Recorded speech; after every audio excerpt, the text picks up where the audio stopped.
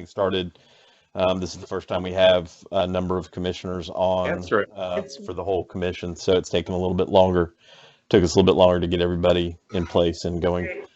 In order to facilitate the meeting as before we get started, I would ask that anybody who is not talking actively, please mute your phone, your computer, because we get a lot of feedback. I would also caution the people in room 251 that it carries pretty well. In order to be able to hear who's talking, please let's keep the background chatter down as much as possible. Thank you. I appreciate that. With that being said, would recognize Commissioner Unum to read the notice of meeting statement. A meeting notice announcing the date, time, and place of the June 18th, 2020 Commission meeting was distributed June 17th, 2020 to appropriate media and other groups or individuals who have requested notification. The announcement and agenda were posted at the Department of Disabilities and Special Needs Central Administrative Office and on the website. The public has been notified that accommodations such as interpreters, mobility assistants, and other assistance will be provided to individuals with disabilities and special needs if requested in advance. Thank you very much. I would like to welcome, in particular, we have two commission members who are attending formally their first commission meeting this month. And so would recognize Ed Miller and Stephanie Rawlinson and ask them briefly in turn to introduce themselves. Stephanie, I'll ask if you would do that first, since you're remote, and then we'll ask Ed to do it since he's there. Stephanie, if you could introduce yourself just briefly, if you can hear me. Unmute yourself. All right, there we go. I think I got it. I got it now? Can you hear me? Yes, ma'am. You're good. Good. I'm Stephanie Rawlinson, and I thank y'all for having me this morning. I am excited about serving on the board. I have a child who is a consumer, and she is now 17. She's 14. But she was a spinal cord patient, and she's an amazing young woman, and I like to think of her as differently abled rather than disabled. She's been a joy to us, and she was in a traffic accident when she was 14 that left her C6 spinal patient. I served on the Florence County Board for 3 years. And it's been a great experience for me to learn about that side of it. You know, obviously I was a consumer, but now I also was a board member. So that was kind of an interesting part of my life. I do live in Florence, and I have 2 children, and I am married. My husband is the controller for the city of Florence. So I'll tell you all a little bit. Is that good? Thanks, Stephanie. Yeah, I appreciate that. Welcome.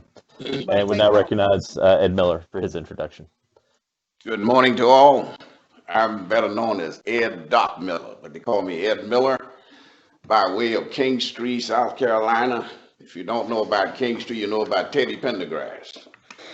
And presently I live in a place called Maysville, South Carolina, home of Dr. Mary McLeod Bethune, and my wife is the mayor.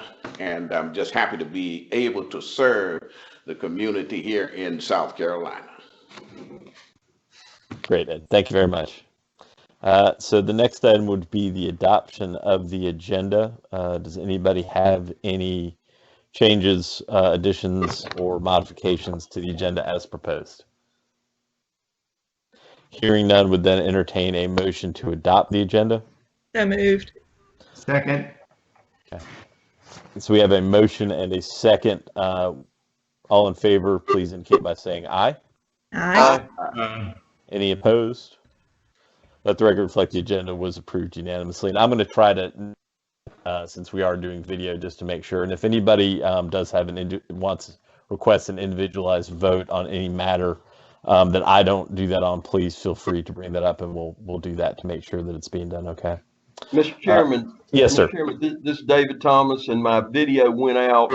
I just want to make sure that you know that I'm able to hear, and I wanted to make sure you could hear. Yes, sir. So my audio is on, but I can't get the video to turn back on.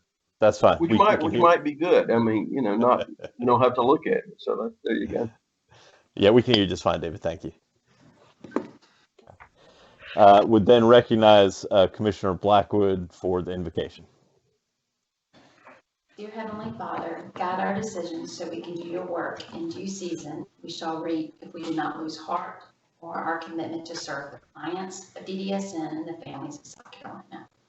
Guide us in this meeting and throughout 2020 so that the decisions today will benefit all clients in the days, months, and even years later. We ask for your healing, understanding, and wisdom to navigate a national pandemic that puts our client population at greater risk.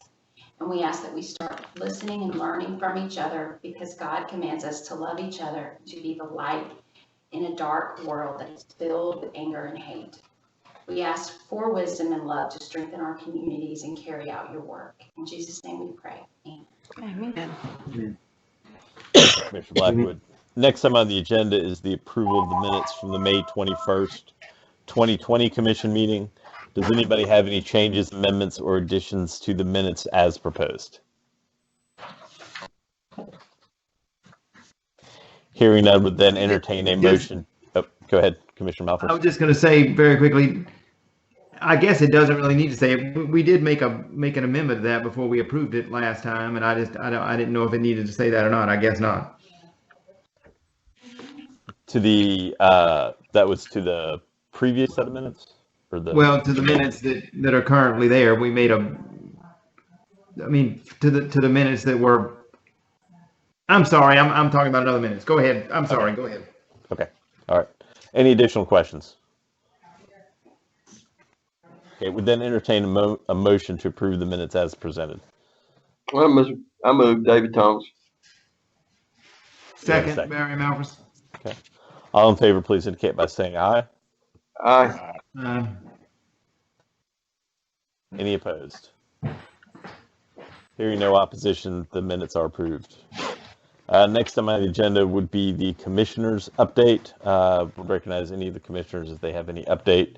We'll start with those in the conference room. Commissioners Blackwood and Miller, any update that you want to give at this time? Okay, I do have one. I was asked to serve as the DDSN liaison for the Greenwood Genetics Center Board of Directors. So I attended their quarterly board meeting on June the 8th via Zoom. And it was a great opportunity for me to learn more about the issues facing Greenwood Genetics and look for ways to strengthen communication between the two organizations. And I look forward to serving a role in representing media. Thank you for that update. Commissioner Miller, anything? I don't have anything, just a learning curve for me. Glad Yes, sir. to be here. And then just going across my screen as I have it, Commissioner Malphus, any update? None right now. I think we have enough of a meeting instead of me updating in that. Commissioner Rollinson? I'm learning as well. This is first time, so no, I have no update. Commissioner Thomas? None, thank you. And Commissioner Unum?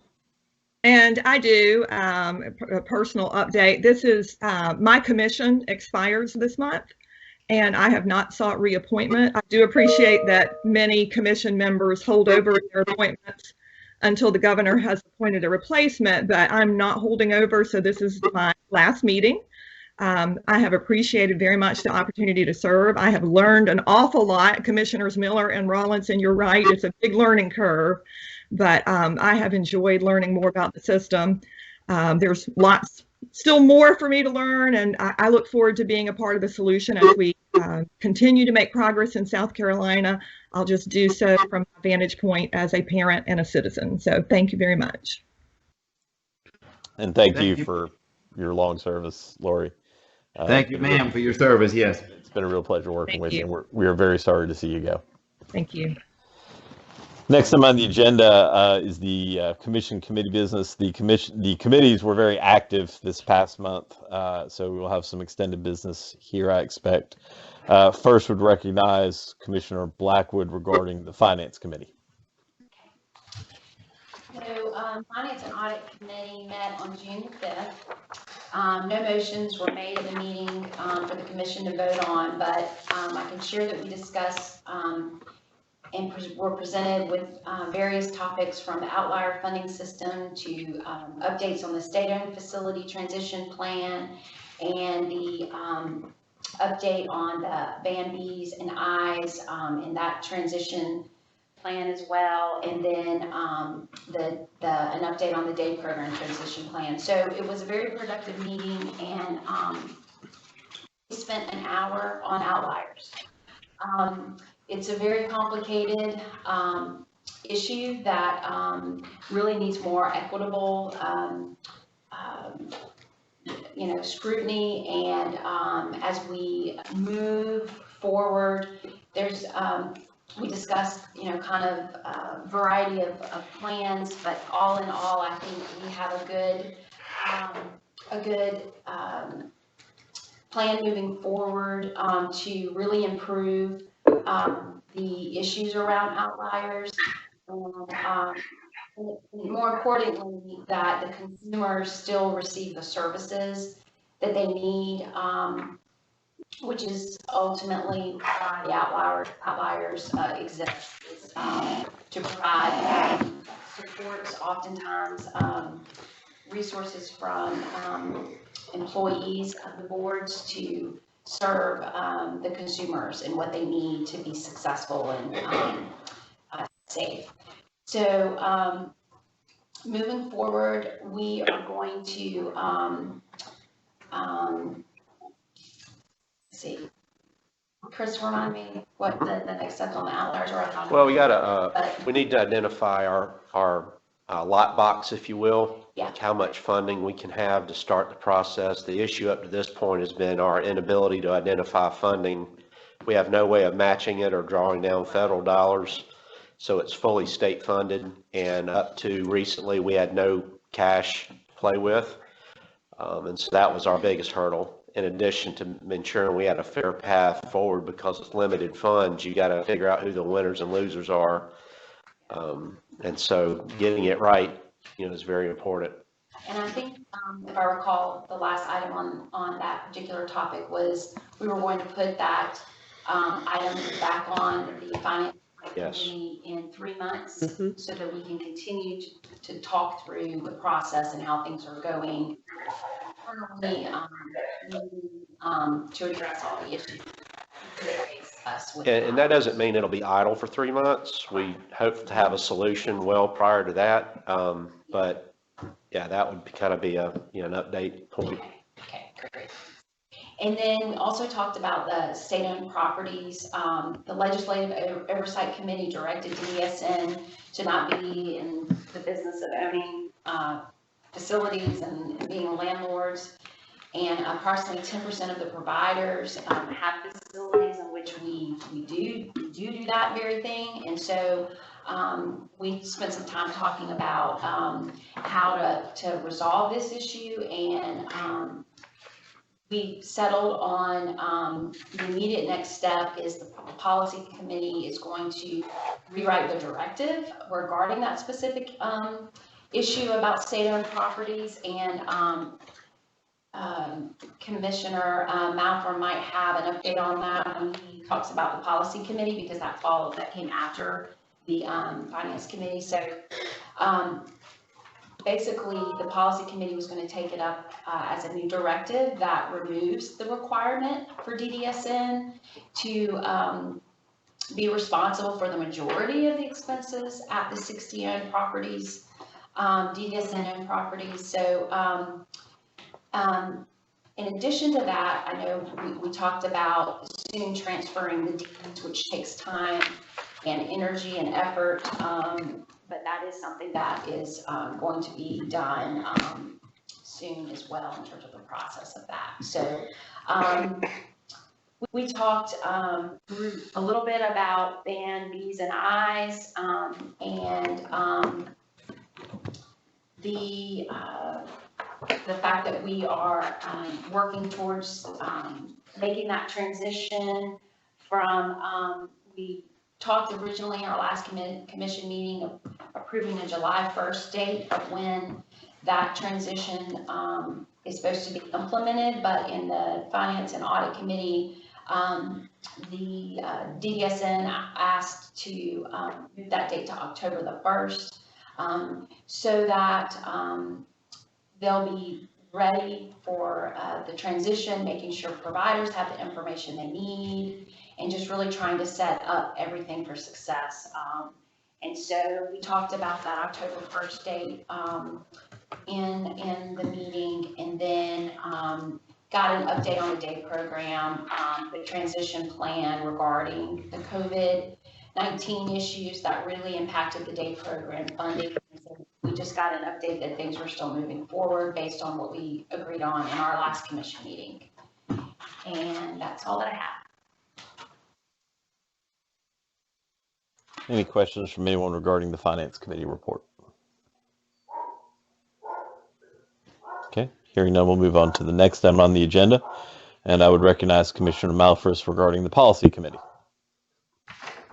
Thank you kindly, sir.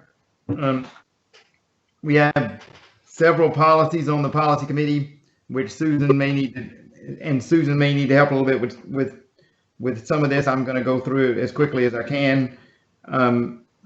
With all three of these need to be voted on today. We ask that these would take effect as of June 30th. Those that are approved today would be well, July 1st technically. The first item is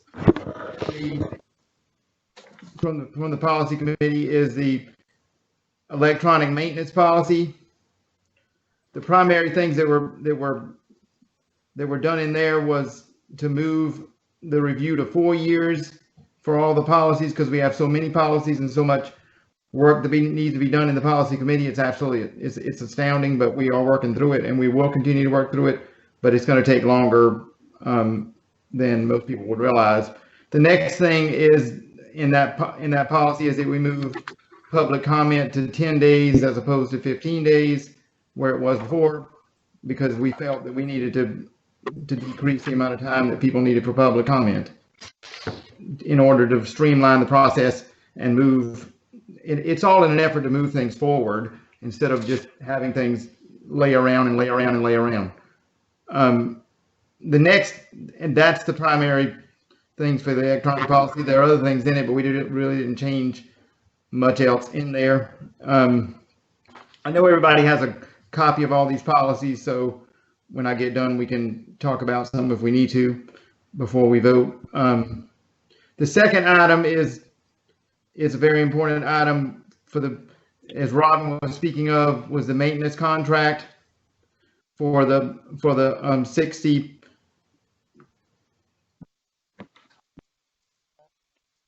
program for the 60 houses and or facilities that the commission owns. The purpose of this policy is it's basically a temporary policy. There'll be another policy written within the next 6 months to a year, but the purpose of this policy today is to make it to where DDSN does no longer pay for any of the maintenance on any of these buildings, because on any of these properties, because there's only currently 6.3% of our facilities benefit from this policy. And this policy, there's been no facilities added to this situation since the 1990s. This literally should have been changed 20 years ago, and I hope that we can get it changed today. It literally should have been changed 20 years ago. I do not know what they were thinking in 1992 whenever we last updated this policy. But and we went through that and got that resolved as far as I can tell. The next item on the agenda was, and part of the reason for changing that policy was it was obviously an impartial policy that needed to be, when you only have 6.3% of people, 6.3% of facilities that are benefiting from a policy, and not even all of the boards are benefiting from it, only part of them, 27 of the 38, I think. It's obviously there needs to be change made. So, but the next item on the agenda was,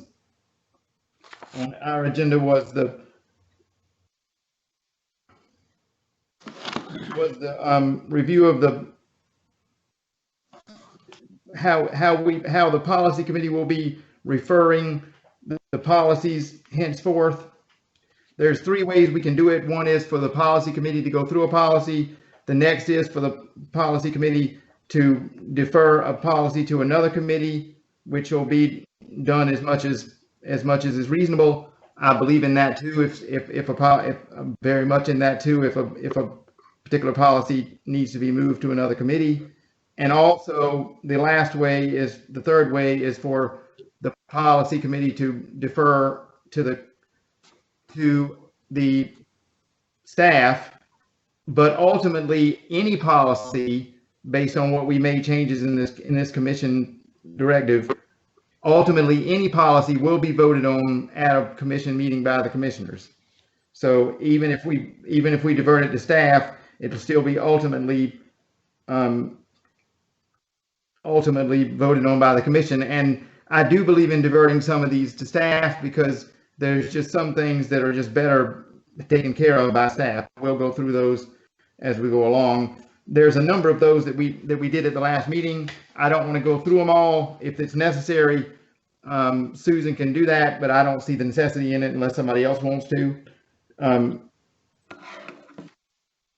There was no changes we recommended to any of the other policies except for the ones that the staff will make, and they'll be coming back to us in July with the rest of those policies, and we'll be reviewing them, approving them at that point, or trying to approve them at that point. And that's pretty much my report, except that we need a motion. Well, go ahead. Well, I was going to say the committee recommended all 3 of those to the commission, correct? Correct. Okay, so coming out of committee, we'll treat that as both a motion and a second, and we'll take them each in turn. First, with regard to the electronic maintenance, the first one that was covered, policy, does anybody have any additional questions regarding that? Hearing none, all in favor of approving that policy as proposed, please indicate by saying aye. Aye. Any opposed? Any abstentions? Hearing none, that policy is approved unanimously.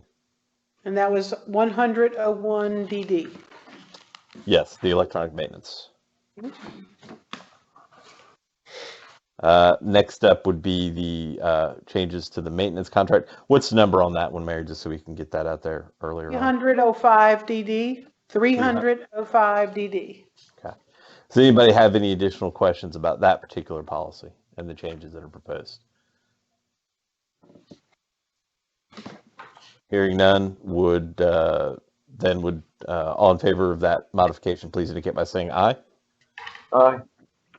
Aye.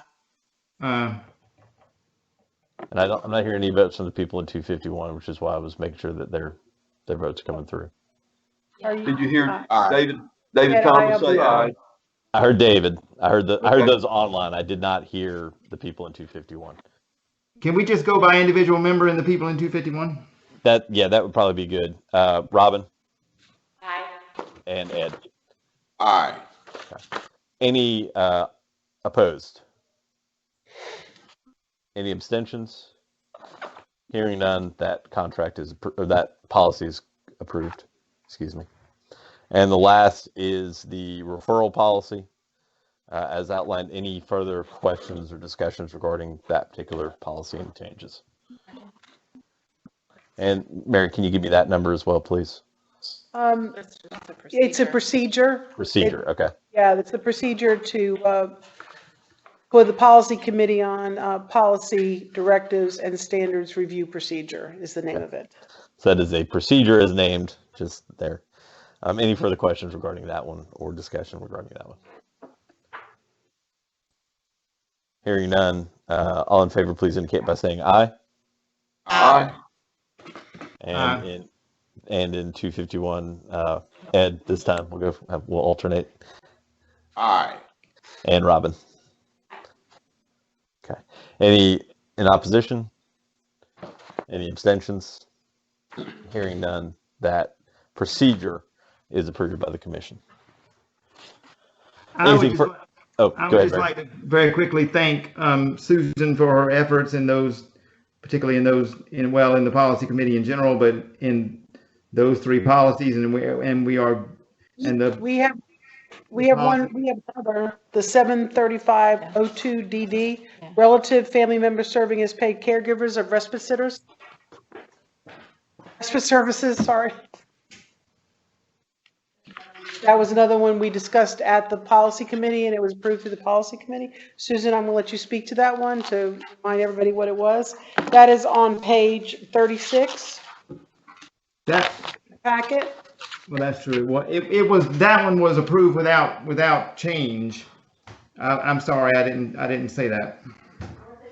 That's correct. That is correct. The only update to that was the annotation for the supplement to 2019 with the code. There were no qualitative changes. There was no changes to policy. But it was discussed in the meeting, so we do need to get it in here to a vote. So it was also brought from the committee To the commission. to the commission. I'm sorry, I forgot to put that one in. That's okay. That's all right. We'll go through the standards too today. And we also have to do the standards too. That was also brought to the commission from the policy committee. We reviewed the standards. Okay.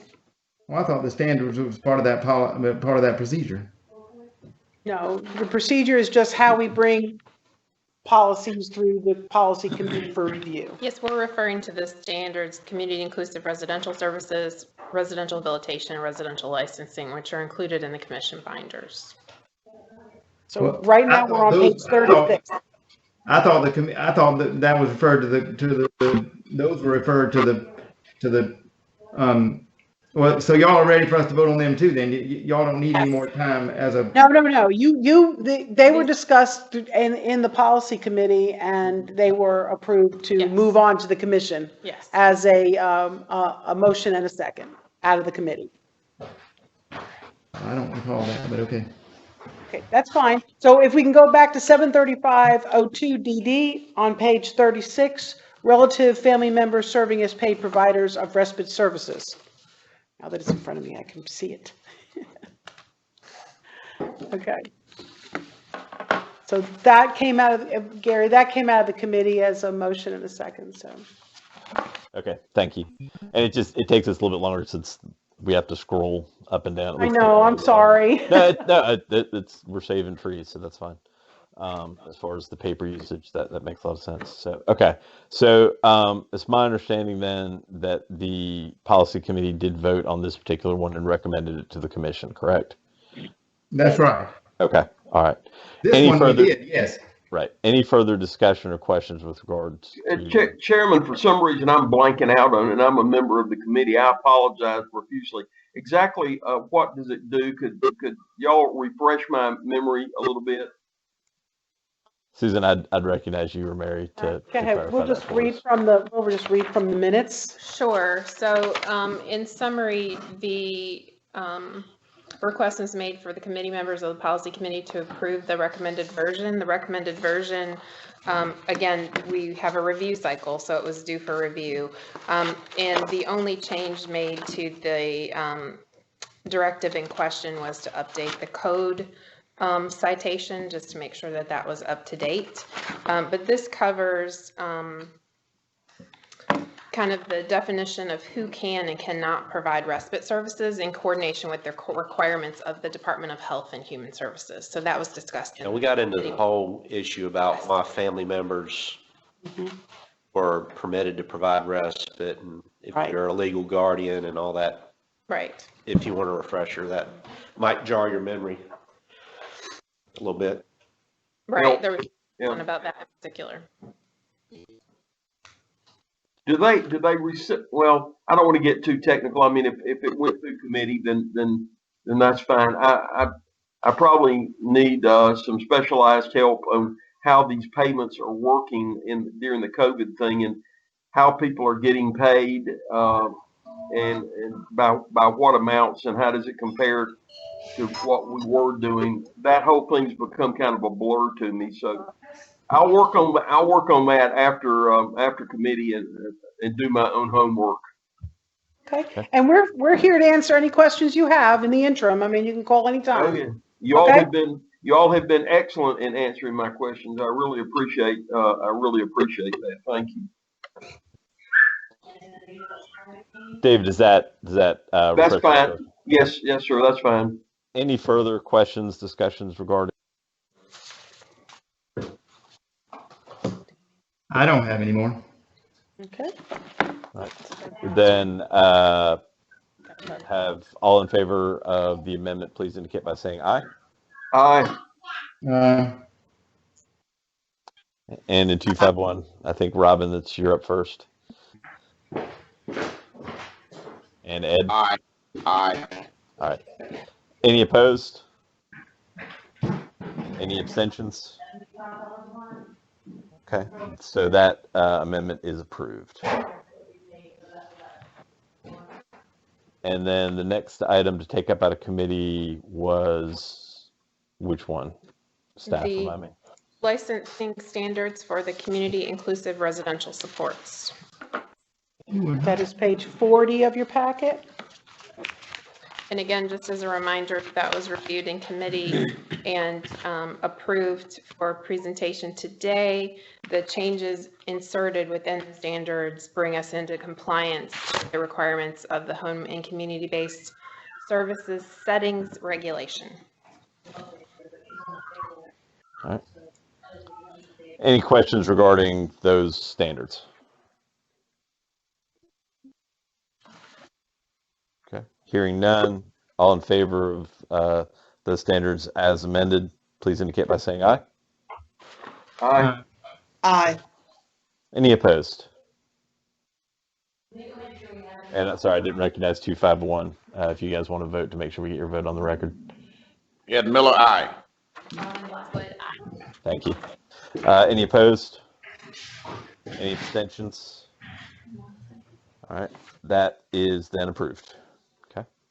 Any other Chairman. matters? Yes. go Chairman, ahead. one quick question for clarification. It's something that I wanted to make sure that the public, if they were online and wanted to get details, because all they can see, as I understand, they don't have packets available where they could scroll down, the public I'm talking about. If there are people that are watching that want to see the details, that's not available to them right now, but we discussed when it would be available so that anybody in the public that wanted to see what we voted on in particular, and they would go to the website, the DDSN website. And Mary, if you could fill in the blank, then where would they go after that to see post meeting? They could see the full script of what we have worked on.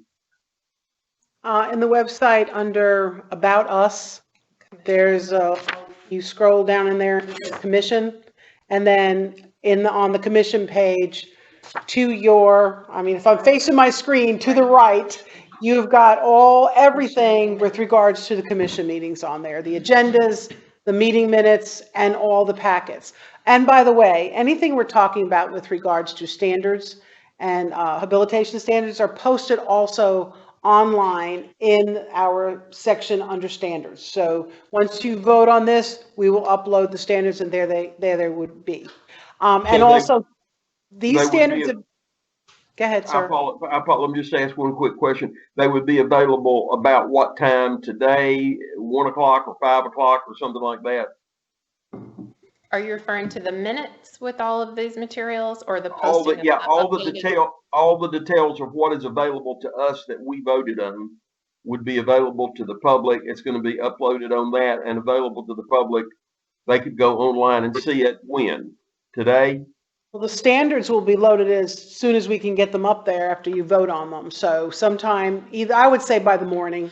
And then the directives require signature, and that'll be That's handled right. electronically. And so as soon as you all, the 2 signatures required are obtained, then we'll go ahead and process those for upload. So within a day or 2, I would presume. Early next week would be a reasonable estimate. So the public can see everything. I'm just asking a transparency question. So the public could see everything that we now see and what we vote on within a couple of days. Yeah. Well, the minutes aren't until you all sign them and approve them at the next meeting. They have to be approved Yeah. before we can approve the minutes. Okay, that makes But, sense. you know, Senator Thomas, we've had these directives have been online for public view the entire time. We don't take them down. So during the comment period, they're up there. So. Okay, that's the directives, but everything else that we look at. So the specifics of all the things that we see and we are voting on, Mhm. that is what I'm talking about. That would be available to the public at the portal that you talked about. Yes. Okay, The minutes will not, because they have to be approved by the commission before we can post them. I understand the minutes. Okay. Yeah. All right. Any further questions regarding that? Yep. We still have another, two items to discuss Okay, under policy. all right. Okay, Susan? Okay, so the next item was the residential habilitation standards. I wish I could rewind and repeat what I said earlier. On page 54. It is on page 54. Thank Yeah. you, Chris. I did key that up, but I appreciate you saying that. So it's on 54. It is a lengthy set. However, the insertions that were approved by the policy committee for presentation today, again, reflect compliance with the home community-based services settings regulation. Those had already been out for public comment, posted twice, and through work groups, just for your historical reference. Mhm. They're very well known. Okay. And these were voted on by the committee as well? Yes. Okay, all right. So coming out of committee, are there any questions, comments, or discussion regarding these proposed changes?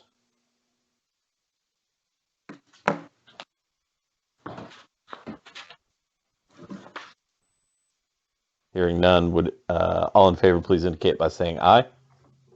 Aye. Ed Miller, aye. Robin Blackwood, aye. Any opposed? Separate, I did. Any abstentions? So those are approved. And the next item. Then last is the residential licensing standards on page 94 of your packets. Again, those were presented to the policy committee earlier this month and are approved to come to the commission to vote today. Those insertions to the licensing standards went through the same process I just described for the residential habilitation standards and reflect insertions regarding the HCBS settings regulation. The binder was first. They're going to be able to hear you. They can hear you on that. Okay. Any further questions regarding the residential licensing standards coming out of committee?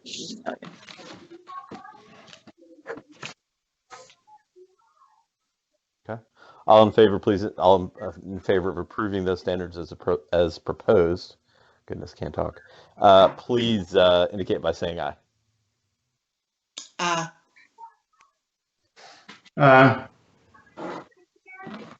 I did not hear Commissioner Thomas. David, are you there? Aye. Okay. And room 251. Ed Miller, aye. Any opposed? Any abstentions? Hearing none, those standards are approved as presented. Okay. Anything else out of policy? As far as I know, there's nothing else out of policy committee.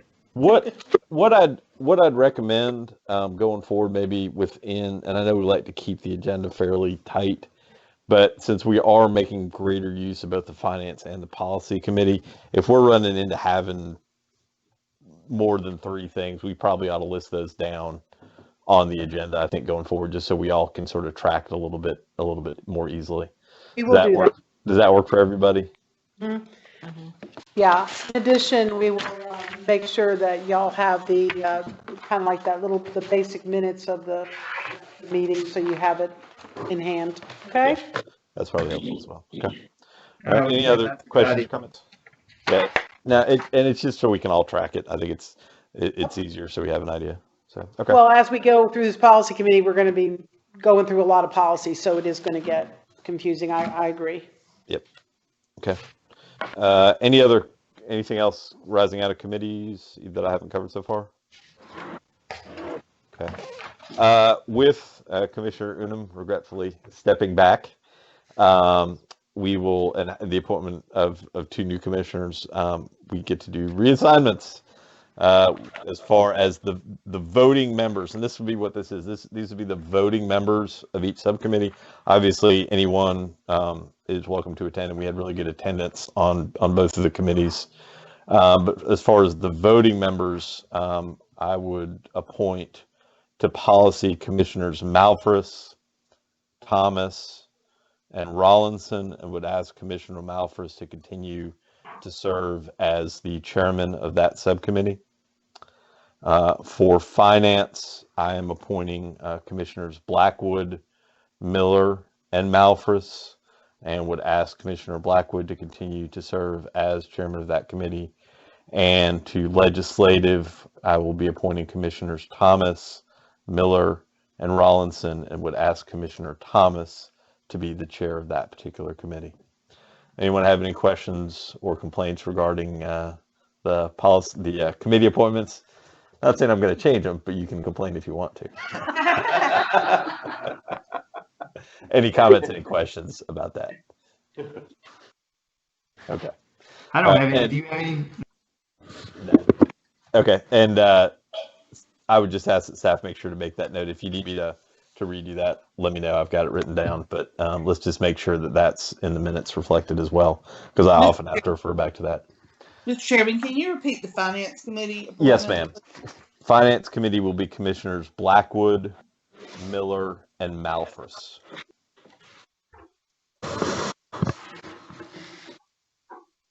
Thank you, Mr. Chairman.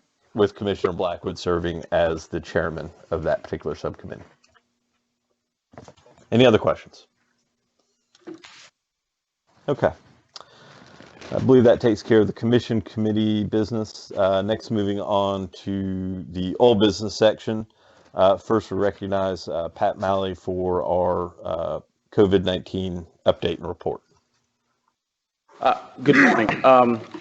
Yesterday around 4, Sandra sent 5 attachments to all the commissioners, and the attachment mark number 2 pertaining to agenda item 9A is the COVID-19 PowerPoint.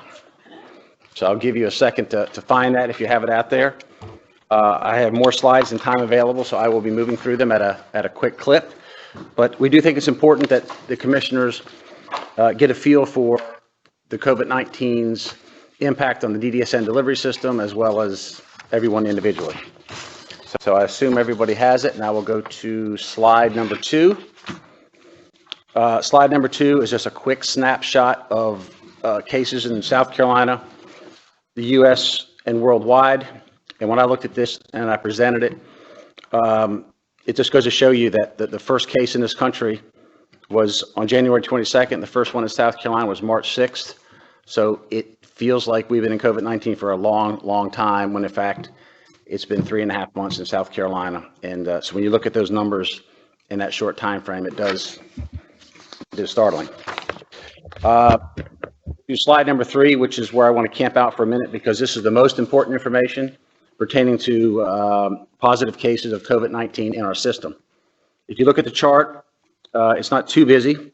It's just listing positive cases by residents and staff, and it's important to look at the distinction because our residents are really under isolation and quarantine, and so our staff obviously has more cases, and they tend to be the source for infections within our resident population. To put it in a little context, when you look at the community having 122 total positive cases, we have 4,500 residents in our residential settings. And if you look at staff, you probably have, what, Mary, 9,000 or 10,000 staff in the community. And in our regional centers, we have 74 positive cases. We have 650 consumers and probably about 1,500 staff. I think what's important when you look at the results of positive COVID cases is the distributions. And you hear on the news all the time about hotspots. And if you look at our data, it is the same thing. It is not an even distribution across the state. When you look at our regional centers, 62 of the 74 cases happened at PD Center. And most of those cases happened within 2 buildings on the campus. This goes to show you once the infection comes in, if we don't address it and isolate it, it can expand rapidly. You look at the other centers, we have 12 cases for the other 4 centers combined, and Coastal's had no cases. You look at the regional centers, it's the same kind of hotspot. We have 3 counties responsible for 60% of all of our cases. Then we have another 19 counties that has 46 cases, and we have 24 counties with no cases. So again, it kind of gets back to we're all at risk. The challenge is isolating it when it becomes prevalent and before it spreads. I do want to take a moment to talk about PD, and Mary, you jump in here too. Mary's been intimately involved. PD had 62 cases, and when you look at how it started, how it escalated rather quickly, and at one time we had a peak of 24 cases going on at the same time.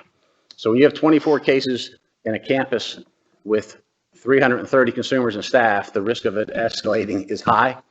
And I think that staff needs a lot of accolades for bending the curve, flattening the curve. And now we're glad to say, I think we're down to 1 case, possibly 0 cases. 0 cases.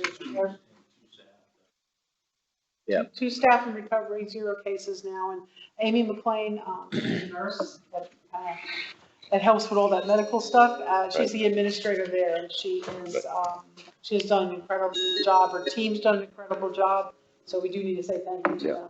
But when that takes place in a congregate care facility, it really has a chance of just going and affecting everybody. Let's go to slide number 4. Boy, slide number 4 on an Excel spreadsheet looked fabulous.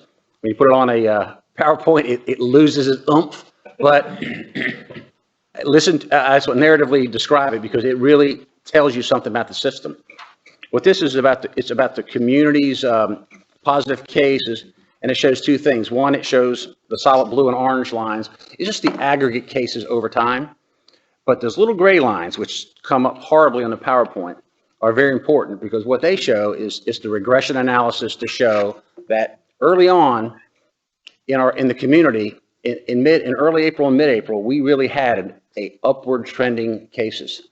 But as we got to the end of April, since then up through now, the cases we still have had cases in the community, but when you look at the trend, we've been on a downward trend since late April through today. So I think what that says to me about the community is coming out of the blocks when we're all dealing with for the first time, and maybe there wasn't the controls. We had cases, but since then, I think you can see the effort by the community. The cases have been declining, and as I get later in my presentation, you're going to see clearly in South Carolina, cases are escalating, and so I think that's a really good trend. We'll go to number 5. I'll go right through that. That's just a raw data dump as the cases in South Carolina since the inception through June 12th. And obviously you can see we're spiking. Now everybody wants to, as we go forward, the rest of the slides are about, I'm not going to editorialize why I think they're spiking. I think the data will be compelling in helping you figure that out. Let's go to slide number 6. I think this is a pretty good metric to kind of gauge what's going on in South Carolina. This is a slide that talks about hospitalizations. And regardless of the level of testing, I think hospitalization is a constant. And I think what you can see there is just kind of an upward trend in COVID-19 hospitalizations. We'll go to slide 7. I think slide 7 is a pretty compelling chart, because what it does, it takes for South Carolina, it takes our daily cases and plots a rolling 7-day average so that it takes the fluctuations out of the daily results and shows you a pattern, a rolling 7-day pattern. And when you look at that, it shows you the same upward trend since late May.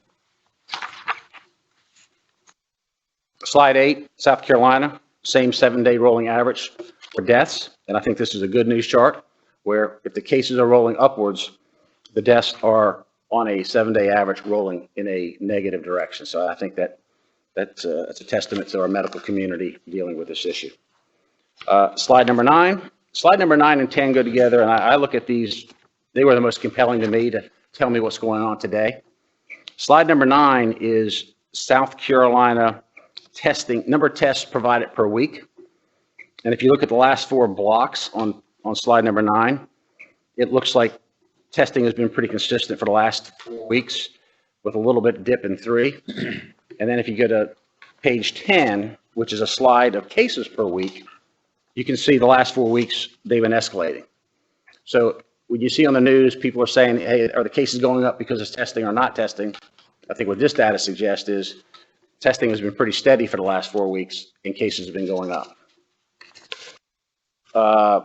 My last slide is just put on there just to give you a snapshot of what I would consider hotspots, and that this disease is not evenly distributed across the state. And I pulled this off the DHEC webpage, and the 3 counties listed there were not put by me; they were there ahead of time. But this goes to show you this is number of cases per 100,000. You know, Lee County, a very, very rural area, has the highest number of cases per 100,000 in the state, at about 1,400.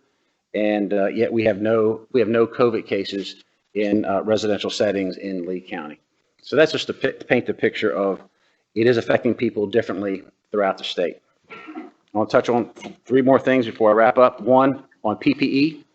As we talked about earlier, when the COVID crisis started, PPE, getting access to PPE supplies was a big deal, and there was bottlenecks in the system.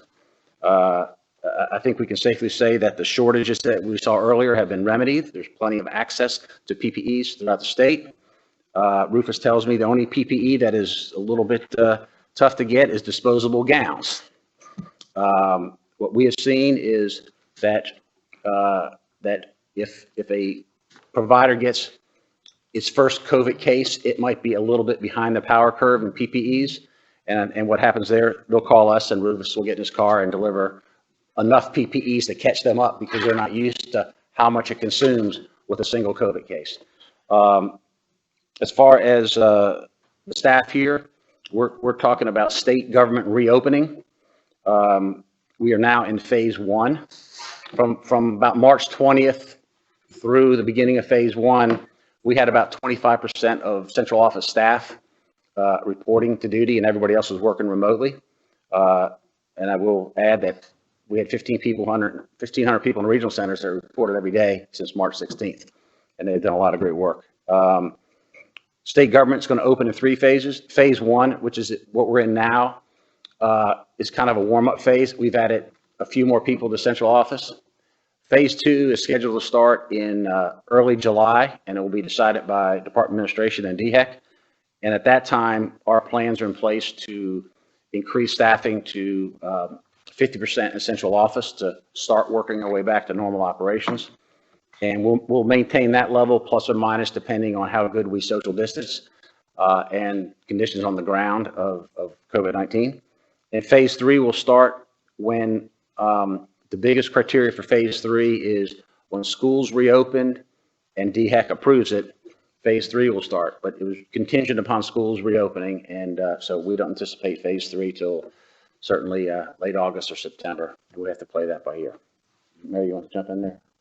No, it doesn't matter where we're working, we're still working. Yeah. We're still doing what we have to do.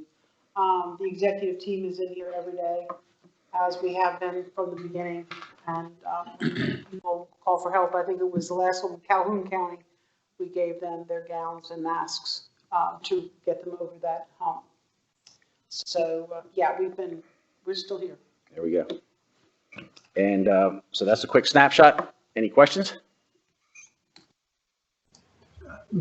Since we don't have any other positive cases, there should be no other. The bonus situation is done now, right? We've paid that and we're finished with that.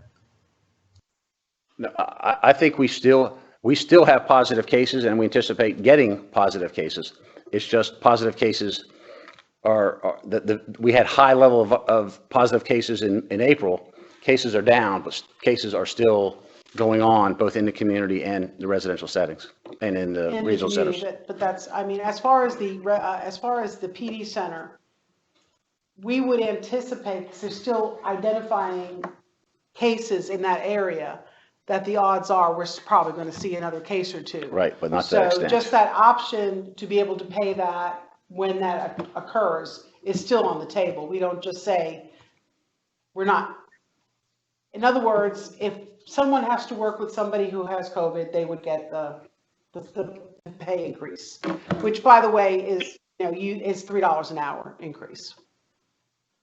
But right now, people are getting better, so it's not an issue. Much under control. Yep. I'm not ready to say it's over, Barry. I'm not ready to say that right now. I'm realist. I know that people are out in the community. We see cases in the community going up. The odds are we will see a case here and there. Hopefully we won't see 23 cases again, but we will have the need to care for somebody probably with COVID at one of the centers. I'm not ready to say it's over. Well, I there you didn't go. exactly mean over. I just meant, where we weren't doing any more right now because there wasn't any more. We will do it as, that becomes an as-needed basis, based on having a positive case. Yes, sir. Thank you. Okay? All right, thank you. Real quick, Pat, before you go, a little tight. Question I have, obviously testing overall within South Carolina has gone up dramatically, as indicated by your slides. Have we seen a similar increase in testing within our population? Or are we even tracking that? I know that the CDC, and they have been making recommendations as far as healthcare facilities like nursing homes, having everybody test. You do realize that test's only good for that day. That's the problem with testing. Rufus, why don't you come up here and talk about, we're trying to get all that information about the CRCFs, so the community residential care facilities, are licensed like assisted living. So more than likely, they're going to get the mandated call for testing right after the nursing homes do, just based on the population that usually lives in those facilities, and then we'll be swept up in that. You want to talk about the ICFs? It's been a little more difficult to get specific ICF information. Yeah, there's no mandate for testing in intermediate care facilities. Access to testing has been, widespread. So I think DHEC has done a remarkable job. And then there's also private labs that will extend testing kits to you. So I don't see testing as a barrier, but it's no mandate. And there's a lot of free testing going on out there. I had a call from an executive director in Bamberg County who was going to get tested himself and started talking to the workers, and they said, we'll be happy to set up shop at your admin building and test whoever, and not just the individuals, family members, staff, board of directors, anybody who wants to come in and get testing. They were just using the location. And of course, it's a personal choice. It's a personal healthcare decision if you want to be tested or not. So that's what he opened up that opportunity, which I think is incredibly proactive. So, he's talking to families now to see if somebody wants to come in and be tested, because that's one of those hotspot areas. Right. Yeah, well, considering that, according to what Johns Hopkins reported, South Carolina has three of the top 15 hotspots. I think it is, again, I understand the limits of the test is a snapshot of that one moment, but every case, every particularly asymptomatic case that you catch early might prevent transmission to a dozen people. So I agree. yeah, I think what Bamberg is doing, want to commend them if they're taking the lead on that. And I think the population as a whole should look for opportunities like that where the free testing is now starting to spread more and more. I think it is, while it's an individual decision, the availability, the ease of that, I think certainly plays a role. It's very easy to go in, go to work, get tested, and go on, And so I think that when we look at our centers, we're going to be reaching out and asking the same question. Would you like to set up here? And if people want to get tested, we're going to make it available. So some of our centers are a lot bigger than Bamberg's, county board, but that would be the start for us. Yes. Yeah. There have been no barriers to testing, though. So, yeah, DHEC has been remarkable. So, thank you, Rufus. Any other questions? Next item on the agenda then would be the case management report. Lori Manos, I know Lori was having some issues. I don't know if we managed to get her in or not. I think she's. So I'm here by phone. Hopefully you Okay. guys can hear me. Great. Okay. Thank you, Lori. We recognize you then. Yeah. Okay, great. So in your packet, you have the revenue information for case management fee for service for May of 2020. Included is the statewide average revenue per person, which for waiver case management was $105.32, for MTCM and state funded was $75.51, and our total was $101.33. There's also a chart included with the memo to give you a visual about the rate increases that happened on 1/1/20, and overall, those rate increases continue to only cause a 0.85% increase in the monthly revenue per person in waiver case management. You will notice that the average billing per person decreased marginally from 103.22 in April to 101.33 in May. There's likely a couple of reasons for that. Number one, the majority of case management is still being provided without travel. As you recall, we got a provision from DHHS to allow us to provide any waiver case management services that were necessary for people by phone versus in person, and that rate that is without travel is a lower rate. In addition, there was a decrease of about 2 to 3 billing days in May from April because of 2 state holidays. The reason I put 2 to 3 is some providers observed one of the state holidays, which is Memorial Day, and the other state holiday was Confederate Memorial Day, so there were some providers that didn't observe that. Our billing errors and the Medicaid ineligible continue to be minimal, and we continue to help people work through any errors that they have on their invoices. We did have an increase in May of people who did not receive a reportable contact. It went up from 2.8% of people in April to 3.97% of people in May. And we contact those providers at the end of, during the following month to try to determine what caused no contact to happen.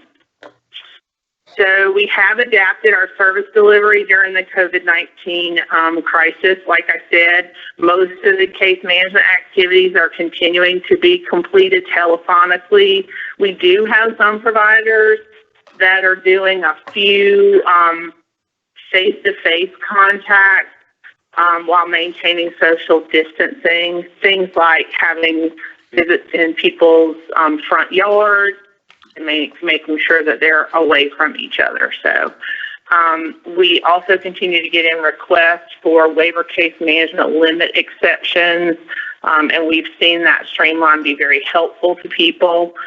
We developed specific monitoring guidance for the COVID-19 crisis, basically questions to ask and prompt people to make sure they understand what's going on and how they should be reacting to that. And then we've encouraged case managers to request active case management for those people who historically have been inactive but may have new needs because of the situation that we're in right now. I reported last month that we received notification from the Pickens board that they're going to terminate their case management program effective June 30th. They have notified the individuals and families that they intend to terminate their case management program, but they have not transferred very many people.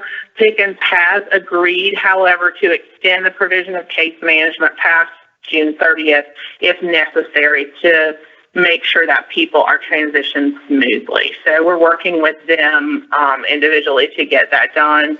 There doesn't seem to be a problem with providers in that area. So do y'all have any questions for me?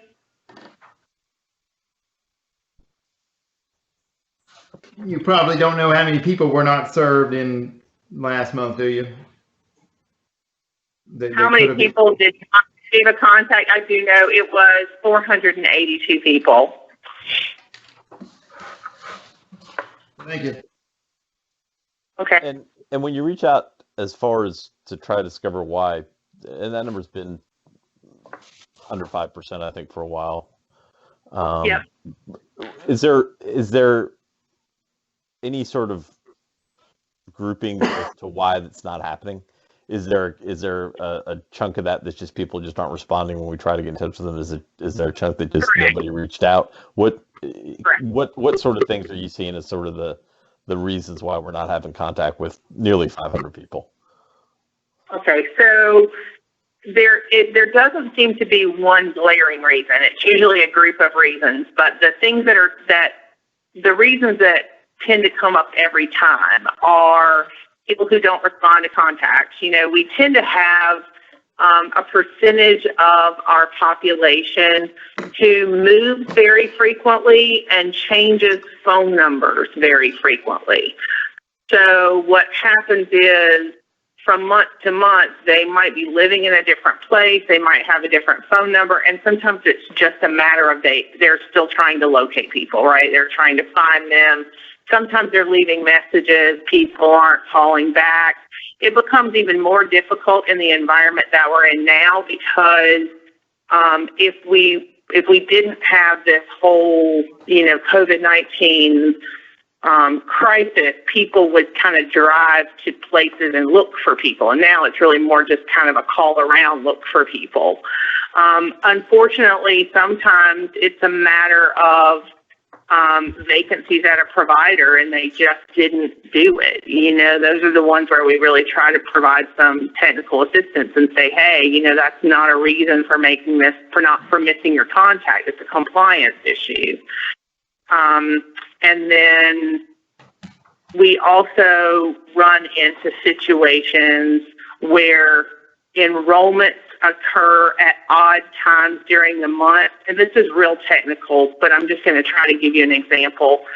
So waiver case management doesn't begin until a person is actually enrolled in a waiver. So a case manager might be working on somebody up until the 20th of the month in a non-waiver situation. And so on the 20th, the person gets enrolled in the waiver. Well, that first contact is due between the 20th and the 30th, and so it shortens the amount of time that they have to make the contact. So invariably, every month we have a few of those. So does that help kind of outline what the issues are? Yes, ma'am. Thank you. Okay. We should just be thankful they only get paid fee for service, and therefore we don't, because it would be higher if we were giving them money up front. I can tell you that, a lot higher. Any additional questions for Lori? Okay. Thank you, Lori. Thanks. All right. Next item on the agenda is the early intervention report. We recognize Joyce Kimmery. Thank you. I am always delighted to talk to you about early intervention, but I won't take too much of your time. I want to welcome new commissioners. I'm so glad that you're here, and say thank you to Commissioner Unum for your service. With our revenue for early intervention for May, the revenue was up by about $22,000 to $755,000 for our consumers that are served 3 to 6. We don't have access to the billing for BabyNet, so we don't know what the BabyNet billing was. But for our 3 to 6 consumers, revenue was up, which is a really good thing. If you do look at revenue production for the pre-COVID period, from July of last year through February, overall billing is down about 15%. But I think given the current situation, that's quite remarkable. It shows the dedication and the care that our early interventionists are putting into providing quality services to families. Early interventionists have told me that they are providing more service coordination. They are linking families to more services to helping them find resources within the community, and also are providing at-home activities to families that the families can do with their children while they're home for those families who aren't choosing to do the virtual family training. And then with virtual family training, our EIs are doing their very best to make that connection virtually with families and to keep the developmental goals of the child ongoing and in focus, even when they're not face-to-face. So I've been very proud of our EI staff and with their creativity in providing quality services to families. We are wrapping up the end of service for 2 of our providers. The Burton Center and the Charles Lee Center are ending their EI line of service, and we'll have all consumers transitioned by June 30th. We've been working weekly and sometimes daily with the staff there to make sure that the children are transitioned, either transitioned to new providers, transitioned to case management, or closed as appropriate. So they anticipate that all consumers will be closed by June 30th. And best news for last, for early intervention, we welcomed 3 new providers this month. We held a new provider orientation earlier in the month and welcomed providers who are going to serve Spartanburg County, York County, and Florence County and the surrounding areas, which will continue to provide more providers to serve our children as we continue to expand and grow our program. That was all I had. I have a question. Yes, ma'am. When these new providers come to us with orientation or services, are they also doing the same thing with DHHS and the BabyNet that we don't serve, which is 0 to 3? Or do they come at the same? Do they try to get services and be a provider at the same time for our clients as well as the clients that we don't process because they're underage? Just curious. Now, all providers have to have a contract with DDSN to provide services for your 0 to 3 and your 3 to 6 population. So you can't just have a contract with us or just have a contract with BabyNet. You have to come through the DDSN system. And then I provide the oversight to BabyNet training, and then all providers have to go through, it's a contracted provider for DHHS called the Team for Early Childhood Solutions, and they go through TEX in order to get all their BabyNet training, and they have to also apply to be credentialed by BabyNet. All right, thank you all so much. Thank you, Joyce. Yes, I just wanted to ask one quick thing. Is the new providers, are they private providers? yes, they are all private providers. Thank you. You're welcome. Have a good day. Quick question, Yes. David's got. Does BabyNet still use the coupon book? I don't know anything about a BabyNet coupon book. Voucher Okay. system. Originally, when it got started, there was a coupon book that was distributed. So I guess that was done away with. That I just recalled it from years and years ago when it got underway. When did BabyNet get started? 15, 20 years ago? Has it been around that long? 1994, Longer. I think. Yeah. Okay.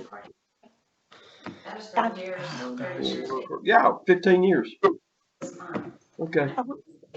I was an early interventionist in 1994, and it was very new then. So I'm thinking 91, 92, 93. Yep. All right, thank you. Thank you. And just for staff's knowledge, when you're up there, hang out up there just to make sure there's no questions, and I'll let you know when you're done. You're not excused. Thank you, Gary. That was really good, man. I like that. I'll let you know when you're done. That's good, man. You can't run. Just to make sure that we always have the ability to ask questions. I appreciate it. Okay. Next item on the agenda is an update on the DSP high school credentialing, which is a pretty exciting program. Would call upon Laura Elder to give us an update with regard to that.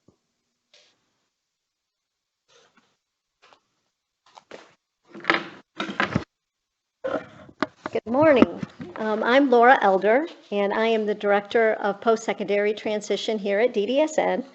And Joyce kind of works with the little ones coming in, and I work with the high school students with disabilities leaving school. So, but this program I'm going to talk to you about today is it's a regular ed program. It is for high school students that are seniors in our South Carolina public schools, and it's called the South Carolina Direct Support Professional Training Program. And you should have slides in your packets. So back in June of 2019, DDSN identified this project idea to build a pipeline for development of quality employees through attracting youth to our profession. Several providers had already identified this as a need, and they were already building relationships with local schools. But by DDSN taking the lead, this allowed for the state to have a state-level certification process and standardize things across school programs and providers. DDSN started by identifying 2 pilot sites. We began with Charles Lee Center. They work with the Daniel Morgan Technology Center, which serves students from Spartanburg's 3 and 7 school districts. And then the second site was Max Abilities, which worked with York 1 School District and the Floyd D. Johnson Technology Center. And both of these technology centers already had a program called the Certified Nurse Aide Program in their training. And we found that there were several overlapping requirements between that program and what we need for our direct support professionals. Some of the things like first aid, CPR, and then these students were doing clinicals in nursing homes. So they already had background checks, TB, so it was just a really good fit. We also worked with the Department of Education. Angel Clark, she's with the Department of Ed in the Career and Technology program there, and she's a nurse and the health science programs. And she worked with us to get materials ready for this program to be approved through the South Carolina Education Oversight Committee. And so we established program goals based on her recommendations. So here we are a year later, June 2020. And earlier this month, we had 26 students from these 2 pilot sites that were awarded the basic direct support professional. We had 13 graduates from each site. And this success comes despite the COVID-19, which, as you know, forced schools to go to distance learning for the last part of the school year. However, both schools had delivered over 70 hours of classroom instruction to the students. We did have all of the students participated in some of the practicum experiences. They were supposed to have 10 hours. Obviously, with closures, we weren't able to have all of that met. However, we gave them a waiver due to the COVID, and if they become employed in one of our DDSN facilities, they can use their OJT hours to make up those remaining hours. And we were very, very proud of the accomplishments of these students. One of the program completers was the valedictorian of the high school, so we feel really good about the caliber of students that were participating in the program. And we're very glad to expose them to careers in our field. The students really enjoyed the experience, and they especially loved the consumers. So the students really received the program well. Additionally, we did get approved through the South Carolina Department of Education. So that was an accomplishment, and part of the program development, to get approved, we had to demonstrate statewide employment needs. We had to determine training standards and competencies. We had to provide a process for program approval and evaluation of our training sites. And we developed a spot on the website for schools to learn more about the program. And we've been working with the instructors at these program sites to provide training and to develop a process for certification for these students. So we came up with 3 levels of certification. The basic direct support professional, this involves 60 hours of classroom instruction and then 10 hours of practicum where they, work alongside a DSP with our consumers. The initial level of DSP is a step up, and that involves the medication technician training, which is an additional 16 hours. And then we have the advanced proficiency direct support professional, and that has some additional components as well, which would include things like the crisis prevention training and defensive driving training. So it is sort of a leveling process, and research shows on the national level that by offering levels of things, it shows a career path and a progression, and it is helpful in attracting and retaining staff. So also, that since the program has been approved, we're working now with our 2 pilot sites to move to formal sites. Additionally, both of the health science teachers are participating this summer in an instructor training, and they will be able to offer the medication technician training to the students in the next school year. We are also identifying some new sites. Babcock Center has been identified as our 3rd site. And we're really excited so we can expand this program to the Midlands. They hope to, they've already started talking to school about offering the program, and they're even looking at maybe Midlands Tech. So they're hoping to come on board January with working with students. And we're also kind of reaching out to a 4th site. We're kind of in the upstate and Midlands, so we want to look more to PD and coastal areas. So that way we're kind of spreading the program throughout the state. So we have already established process for trainees to gain certification, and this will allow us to standardize the training and ensure mastery of required content before certification. And one of the components is passing a state test with a score of at least 80%. And it will be a DDSN developed test. This training process allows trainees to get a feel for the work and our consumers. Additionally, it introduces students to employment opportunities in our provider network that they may not have known about. Currently, most DSP positions pay higher than CNA positions, so we may actually be offering them additional opportunities. We feel another benefit is that those who are going to be applying for employment after going through this program, they're going to enter with a better understanding of the job, and if they're entering it, they're probably more likely to be retained. So we're always looking for ways to continuously improve the program. So we're going to be looking at data. We're going to comparing the numbers of those who enroll in the training to those who complete the training. We'll have the state test, so we'll be able to look at site-specific test pass rates and also overall where we can improve our training. And schools also collect data. And one of the things they'll do is they contact the students a year after they leave school, and they ask them what are they doing. So this will allow us to get some information about how many students are actually entering into careers in this field. We'll also be working with providers to get data. I know some of the providers are adding a question to their online application now. Did you complete the DSP training program? So we'll be able to track some data that way.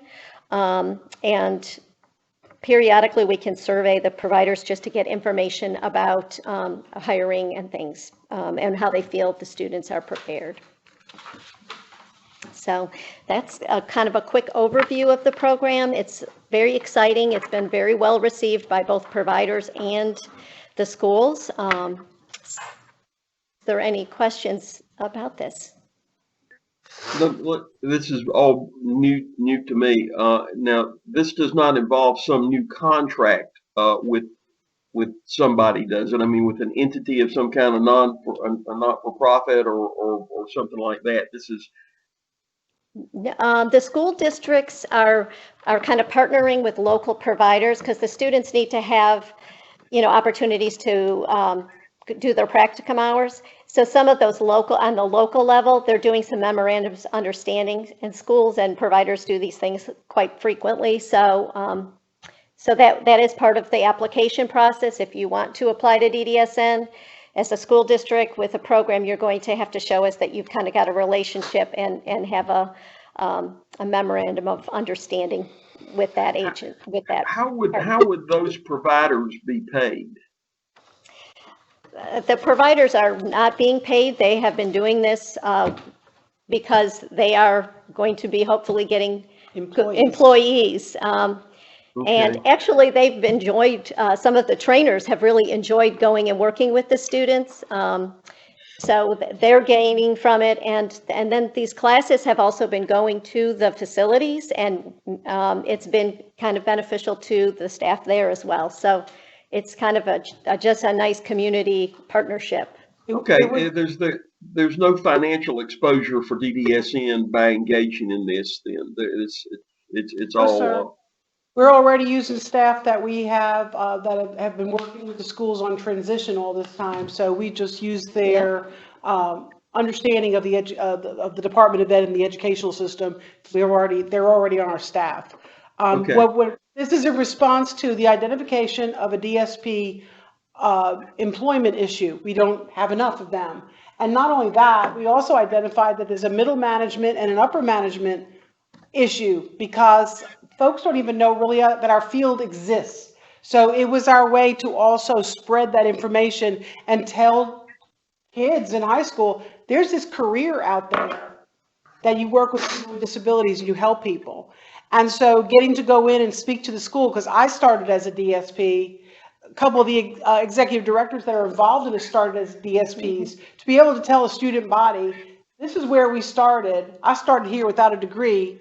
And here we are now. So there is a career path in here if you choose to work and choose this field. So it was, that's what it was. Thank you. Mr. Chairman, this is Stephanie Rawlinson. I'm employing actually one of the new ones that just graduated. She is, she's my daughter's respite provider. And I'm going to tell you, it's been wonderful to have these younger folks available to us because my daughter's young and she struggled having an older person working with her. And I mean, it was constant battle with me, and it is a great program. And I just want to thank you all for putting that together because this young lady's doing an excellent job with Mary Catherine, and it's a good program. Well, thank you. Great to hear. Thank you. Any additional questions or comments? Can we just ask what is the? I mean, I missed it. I'm sorry. Give me we love acronyms around here, but give me what DSP stands for. Direct Support Professional. Those are kind of our frontline workers. Thank you. Mm-hmm. Yeah, these are the ones that have the $13 minimum pay rate associated with them. Right. I got it. I know which ones they are. I just didn't know what those letters were. I just need to make them. Thanks. You know, and it also, when you do a program like this, it's kind of like pulling on a thread. And what we have noticed is that through the really hard work of Ms. Schaefer up at Max Abilities, who has basically written a textbook for the course, that we've also found holes in our own orientation process and for people that don't go through the high school process, that we can pull them in. And how do we work with our folks, and do we try to squeeze every bit of knowledge in 2 weeks? We start to think about what do you need to actually get your feet in the door to be safe, and then what do we need to work once you get to know people, and how do we impart knowledge better for our adults as they move through their careers? And how do we create a career path as we move more towards fee-for-service and we move towards trying to get more of an acuity-based system? How do we help our DSPs blossom where they are and learn more? Do we specialize in mental health issues? Do we specialize with intellectual disabilities and autism? Do we specialize so we can help understand what our rate needs to be, because we'll need to pay these specialists more, but also offer the opportunity for good workers to stay in the field and still take care of that inner feeling of I'm doing more, I'm getting better, I'm growing, I'm learning, and I do have a career. This is not just a job. We've got to make this a choice and a career for folks because they impact folks' lives every day. So we've learned a lot through this process. All right. Any other questions? Okay. Thank you, Laura. I appreciate it. Thank you. All right, moving on to new business. The first item is the review of the 2021 special contracts and grants. Would recognize Chris Clark with regard to this. All right, well, thank you. And, since it's almost 2 hours into this meeting, I want to be sensitive to everyone's time. I don't want to cut corners, but also hope to hit this stuff at a very high level and then take questions and dive in where you all would like to dive in. The first topic, there is nothing in your packet for you to look at as I go over this. But basically, in a nutshell, we have three different types of contracts here with our providers. We have either a capitated contract, which is the band system, non-capitated contract, which is a separate pot of funds that is funded through a different mechanism we use, whether it's number of consumers served, positions awarded, things of that nature. That's the non-capitated, and then special grants are for all else that doesn't fit within those buckets. So basically, I'm not sure prior to Mary and Pat getting here if the review of these grants was done at a level similar to what we do now. When I stepped into my job on June 3rd last year, Pat and Mary had already done the legwork with the team approach on a variety of, or all of these special contracts, and had already identified those that really weren't value added and worked with those providers to eliminate them. And then we're in phase 2 of that process this year and have completed that with a lot of folks involved. And so what I'm going to talk about is at a high level in regards to special grant review process. We will actually get into the numbers when we talk under item C, where there is stuff in your packet in regards to those grants. I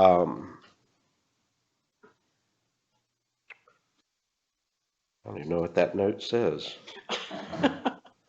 Okay. So each contract was reviewed for efficacy to ensure that it was a value add. All of these contracts, for the most part, not all, but the lion's share of them are non-Medicaid funded. They're state funded programs. And so we need to make sure, I call those high octane dollars. We've got a lot of money invested in these contracts because to the extent we use a state dollar and we can't match these expenses, then it costs us capacity issues. And so when you hear me talking and doing the financial update and we talk about how well we're managing our expenditures, I will then say that we have revenue issues, and that this is part of that statement in that we're spending within our budget, but we're spending at 100% state dollars instead of having match capability. So we have a lot of folks looking at each of these and trying to figure out how to make these matchable contracts so that we can use 30% money instead of 100% money. And so that's a big part of this. Also, fairness of the award has been an issue to understand how providers were chosen and why they're funded what they're funded, as we've seen some disparity across as we review these. In fact, some of these have moved into a formal solicitation process, and we've identified that was the proper approach, not just to identify and handpick a provider and give them money for a project. So we've looked at all that as from that level. Just to give you some high-level examples, we're reviewing the efficacy of the cloud program or the CRS that you just reviewed standards for, to ensure that's a leveled type program where there's a variety of different funding levels built within that program, and trying to ensure that we're monitoring that and seeing success for those consumers participating in that program. Our family support network and our PERI program, we're in the process of bidding those out through a solicitation.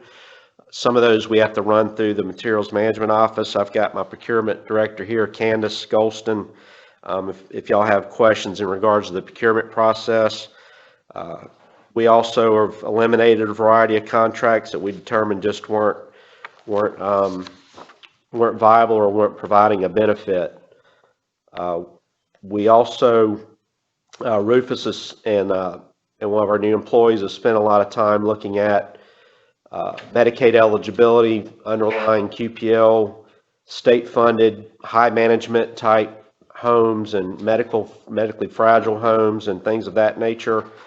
So there's an all hands on deck approach to reviewing these grants. And there's a lot of energy that goes into it. And I want to acknowledge those folks that have helped with this. And that was basically my approach to this topic, was just to kind of give you some background on what efforts made there, because in the capitated, non-capitated contract world, you know, if somebody served and we have already established a funding system that says you're going to be paid a band for that person effective the date they're enrolled, there's not a whole lot of decision to be made there, you know, other than the actual band and are they Medicaid eligible and things of that nature. So where the real review comes in is with these contracts. And so I'll give y'all a chance to ask me questions if you'd like.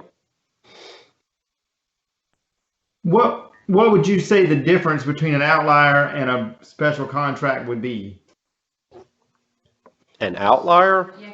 An outlier is an enhancement to a band payment. So if I'm in a band H, but that H is still not adequate, and I need even more money than that, which is our highest residential band, unless you come off of a regional placement or in an ICF, the outlier funding at band H maxes out at around 100,000, and we would review that for supplemental funding, but Medicaid does not kick in any money to pay for that when we do award those additional funds. So that is a component of the capitated contract.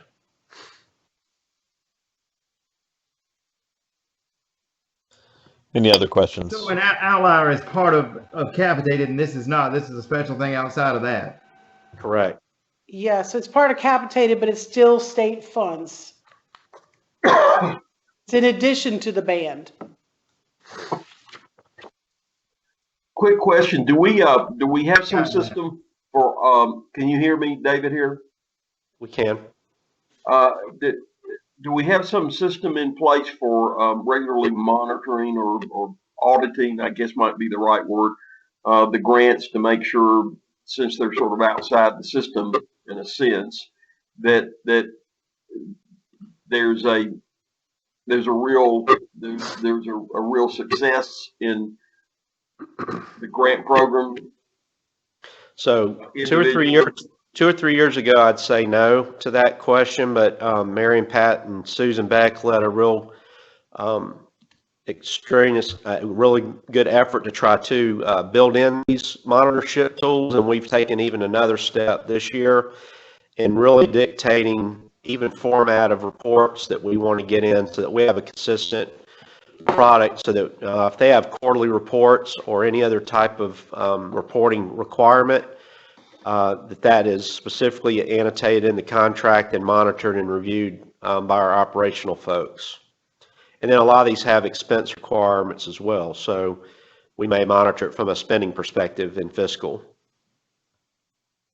I am really, really glad to hear that. I'm back years and years ago, I was involved in the creation of a statewide program authorized by the code, and part of the program was a grants concept, and it ended up when we actually investigated systematically, and I don't know, I guess we had about 70 grants out, not big things, but it might be a $10,000 grant or a $15,000 grant, and we had about 50, 60 of them out. When we went back and began really monitoring what they did, and they could offer, some of them could offer no evidence for what the essentials of the grant said they were supposed to be doing.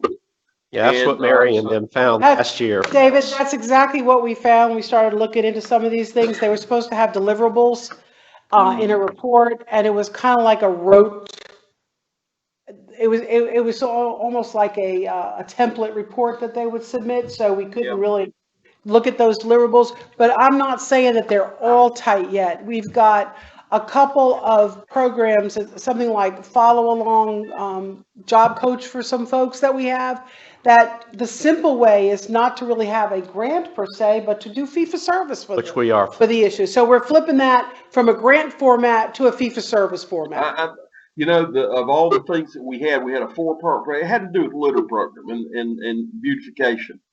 Palmetto Pride, I don't want to keep secret what it was, but this was, I'm not negative about anything they're doing right now. I'm just saying back 12, 13 years ago when we really looked at it. I am so glad to hear that you're, focused on this thing, because if there's no real oversight, you've got to really have questions about whether or not it's accomplishing what supposedly they won the grant to do. It just seems to, when nobody's watching, when the cat's away, So I encourage the continued focus that way, and making sure that it's money well spent. But of all the things that I saw, and the various insights that I could give on a program from a programmatic standpoint, that grants program, boy, it really needed to be monitored very, very closely. And that's just my experience from 15 years ago.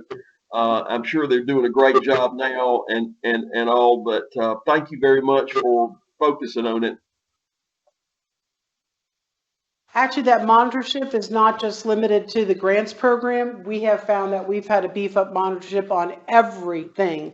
I think when you talk about, regardless of the FMAP, the change in our cash flow position has to do with tightening all that monitorship and making sure billing's getting in on time, and just follow up on and asking the right questions on everything we do.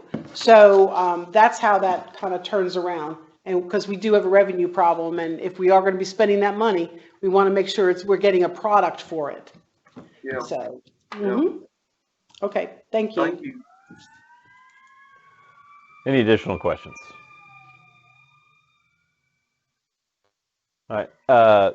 Chris, was there any particular motion on this item line that you were looking for, or anyone else? Stuff? Okay. All right. Any additional information you think we need to have going forward on that then?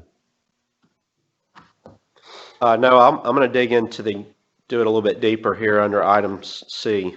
Okay. 10C. All right. Then let's go on to the next item on the agenda, the contract language clarification. Yeah, so again, there's nothing in your packet, but I think Mary may have sent y'all an email yesterday or the day before, just trying to button up our contract language. I come from the provider side of things, and what I had seen over a period of years is a lot of guidance given in emails, meetings, memos, and so forth that really belong in contracts. And over the years, with lack of focus on those topics that really need to be in an agreement, I have kind of collected ideas of those types of things and put them in a pocket, and I would like to incorporate some of that into this new revision. Of course, I got here June 3rd last year, and there was just no time to do that kind of thing. We had to get moving quick.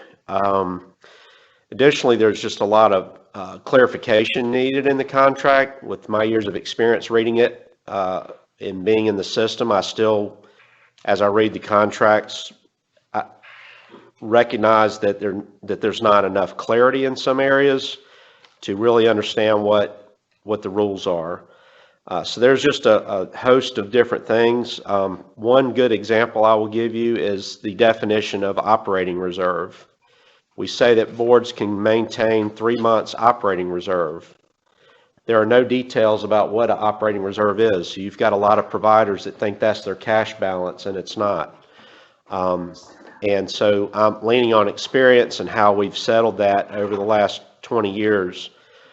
We need to clarify and get that out there in our contract. So that's just one easy example, but there's a lot of others. The other main change I would like to make, which was a matter of frustration I had as well, is our past practice was that we would do this major contract one time, and it would be the original, and we would do 4 subsequent amendments annually. And so every year you would basically get an amendment, and the only thing in that amendment were any changes made to the contract. So for you to really understand what you were obligated to, you had to have the original and every year's amendment and trace through, what I'm really obligated to it in any given fiscal year. That contract was supposed to be rewritten in full. June 2018 fiscal year was the last year. DDSN, prior to me getting here, issued a fifth year of 2019. And then when I got here again, it was too quick to pull the trigger on it. So we issued it again. So we're actually in year 7 now of a contract that was supposed to end a couple years ago. So my proposal is, the reason I think they implemented that, and in talking to my staff, postage. I mean, they were mailing these big honking packets to providers every, the postage was fairly expensive to send these pages out, but now we're all using DocuSign, everything's electronic. There are no mailed documents, everything comes through an email well, not an attachment, but through a secure DocuSign portal. And so I feel it's more advantageous that we do the full contract every year. As an auditor, when I would go around and audit my clients and when I would have an issue with a contract compliance problem, they would say, well, I haven't seen that in the contract. I was like, well, you really have to go pull your 2014 contract, and that's where that's at. It's not in the 15, not in the 16, not in the 17.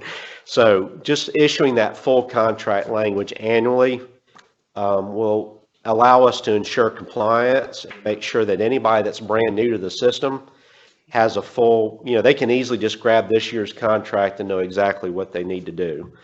So those are the main big changes, Chair, as far as what I'm recommending that we do. I don't have those contracts developed yet, but we do intend on getting them out next week after Pat and Mary have had a chance to, and our legal team have had a chance to review them. Our team of one, by the way, Constance is our legal team. So we wanted to make sure that we said publicly that there are some clarifications written in those contracts so that it would be important for providers to actually go in there and read them carefully. And it's not that we're changing the rules of the game, it's that we are trying to clarify language to make it easier for them. So, but I wanted to make sure that got out publicly to say, this is what we're doing, so read those contracts. Any questions from the commission? I just wanted to say that thank you very much for doing that, Chris. I think we could have been in serious legal trouble for not having the entire contract signed each year. If somebody just has an amendment here and there, they could easily say, I don't know what it says and I didn't know what it said, and like you just said. So anyway, I just want to thank you for being proactive in that regard. Contracts are very important, as all the lawyers on this commission know. And that's another thing that just astounds me that they would do that. And they use postage as an excuse, which is just ridiculous. But anyway, okay, thank you. Mary, this is Stephanie. I do have a question. I sent you an email about it yesterday, and you said we talked about it. I just want to make sure, in these contracts, is there something that addresses if they are not in compliance with their training and or their habitation and all that stuff? Is that covered in these contracts yearly when we send it out? Yes, the problem we have really is we have all these criteria, and I can send you the language that we have in there right now, and it's pretty good. It's just the problem is it doesn't tie it to a monetary. So okay, yeah, you can withhold and recoup, but there's no definition of how that amount is determined. Mm-hmm. And so when it comes to actually applying the rule, other than yanking the contract in total and saying we're not going to continue to contract with you, get in compliance, I'm not aware, other than an Alliant maybe. We do. There is language that says you have to be compliant with basically the rules of the residential habilitation. You have to be in compliance. However, it doesn't really march us down that path to say that there are things that we can do other than that admission suspension that we did, that we can basically say you can't have new people till you get in compliance. I talked a little, we really haven't had a chance to talk since you sent that email. Yeah. But we are revamping our entire QA system to spell that out. And so once we have that language done, when we do contracts in the future, that would be very explicit in the contract regarding how do we say that we're going to give you a license, or we're not going to give you a license, are we going to give you a provisional license, are we gonna direct your plan of correction because you've had 2 bites of the apple and you're still not there? So we have a very specific plan. And one of the reasons it has taken us into, 22 months on board is that we really had to get a risk manager who was used to doing that type of risk-based assessments and corrections. So we've got that, the team's on board, and we are in the process of doing that whole system. I do have an email to send you with kind of like the skeleton of that. Yeah, I'll send it out to you. Yep. I want to just make sure that, that we cover ourselves liability wise, with that kind of thing, that, if something were to happen, that, we can say, okay, we have this in a contract where, you aren't doing what you're supposed to be doing, and they're liable rather than us. Well, and at some point you've got to have a way of having a, some sort of a sanction that's serious enough where you get folks' attention. And losing your license to operate is pretty darn serious. Exactly. So I think that what we were looking at, and again, I'm going to my, my director's report because I kind of spelled that out a little bit in there. I'm sorry. But no, that's okay. I'll talk about it a little bit later, but just as case in point, sending out the memo about not doing prone restraints. Yeah. When we just did our risk management meeting, we found 2 instances of folks ending up in a prone restraint. We have identified our policy as not being clear enough on the issue. So we're going to send out just an executive memo that says, you're not doing prone restraints. Okay. And because really in our settings, when someone's on the floor, they're kind of restrained in their environment. Just back up, get out of the way. So we want to, but that's what's going out. We're sending out a risk management, like a newsletter type of thing. But it's not going to be as big as the last one. Has nothing really to do. I'm going to send it back to Chris because but I will talk about it more at the end of the meeting. Thank you. That's what I just wanted to make sure. Additional questions, if any? And Chris, is there any motion that staff is requesting to be heard at this time on that particular item? No, sir, not unless you want to, if there's any interest in y'all approving what we land on. Like we've said, is really nothing substantive. It's a lot of clarification and, taking out antiquated terms and so forth. And what we could do is send you that templated language once we land on what we intend to use, just for your knowledge, if you would like. Yeah, hard to approve something we don't have, right? Like that. So yeah, but I think keeping us informed, and then if we feel like we need to follow it up with any commission action, we can. Anybody else, any comments on that? Okay. All right, let's move on to the next item then, which is the Community 2021 provider contracts. All right. Actually nestled in the middle of these pages 111 to 190 on page 177 is a narrative that we sent out to you, and I always find that's easier for folks to utilize when they're trying to process all these numbers than just looking at all the numbers. So before I start on this, I want to acknowledge a couple people that were very instrumental in helping me with this project. First, Deborah Leopard, who's our contracts director, Debbie Wilson, our director of accounting and contracts, and Bradley Rosenblatt, our intern. So I've had a lot of assistance on this and couldn't have done it without them. And so thank you to those folks as well as the folks supporting them. This packet is primarily, it's a large part of our spending plan when we do our budget, which you'll get here in the next month or so.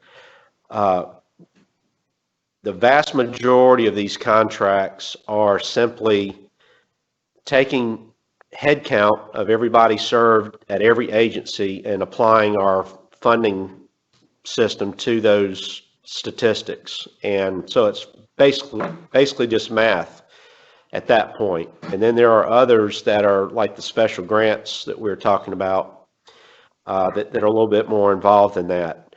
But basically, I want to hit at the high level. You've got at page 111, is a summary of all the contracts, and then it goes on for, I think, 66 pages from that. And then there's another summary version. The two don't tie out. There's some errors in between the two that I couldn't actually figure out why, because they're two separate databases. But in the end, these are both just recaps, our attempt to recap the contracts that are going to go out. One, the provider level one, the one that starts on page 111, is the one I would lean more on, because these are pictures of the actual contracts that we intend to issue, whereas the others just trying to aggregate it as residential services versus day program versus, the different service lines we have. So, and that crosswalk is fairly difficult when you have bundled services nestled inside bands and fee-for-service type payments. As a general note, when you're trying to compare the numbers of people served, just realize that there's a lot of duplication in here because of the nature of the band. Somebody is in residential program and they receive residential, but they also go to the day program, and they also receive case management, and they also receive job coach. They could be in there 4 different times. So just realize that when you're looking at the head count or the consumers served. Also, this is presented in June each year. So last year when we presented this, the June 2020 figures did not include the $1 direct care staff raise or the state retirement increase and the state health plan increase and all that, the compression. So the 2020 numbers are prior to that, and the 2021 numbers do include that increase. Now, we're done with those increases, and we're not aware of any other legislative increases right now because we're in a continuing resolution at this time. So the only increase we anticipate currently is we need to annualize the mid-year state health plan increase that was funded last year. So January 1 is when health plan increases take effect.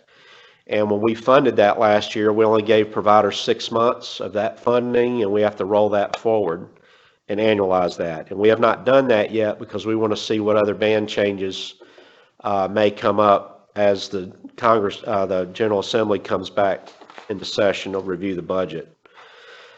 We are flipping the state-funded follow-along to fee-for-service. That was intended to go last year, but was a minor oversight as that process was taking place. It's basically job coach services on a fee-for-service basis, and they're capped at $5,350 per consumer served. The B&I, as the B&I project came up, we told the Finance and Audit Committee that we didn't think July would be workable. Actually getting this done is part of the example of one of the barriers to making that happen July 1st. We obviously cannot recompute the bands B&I for this decrease in day program utilization because of the closures.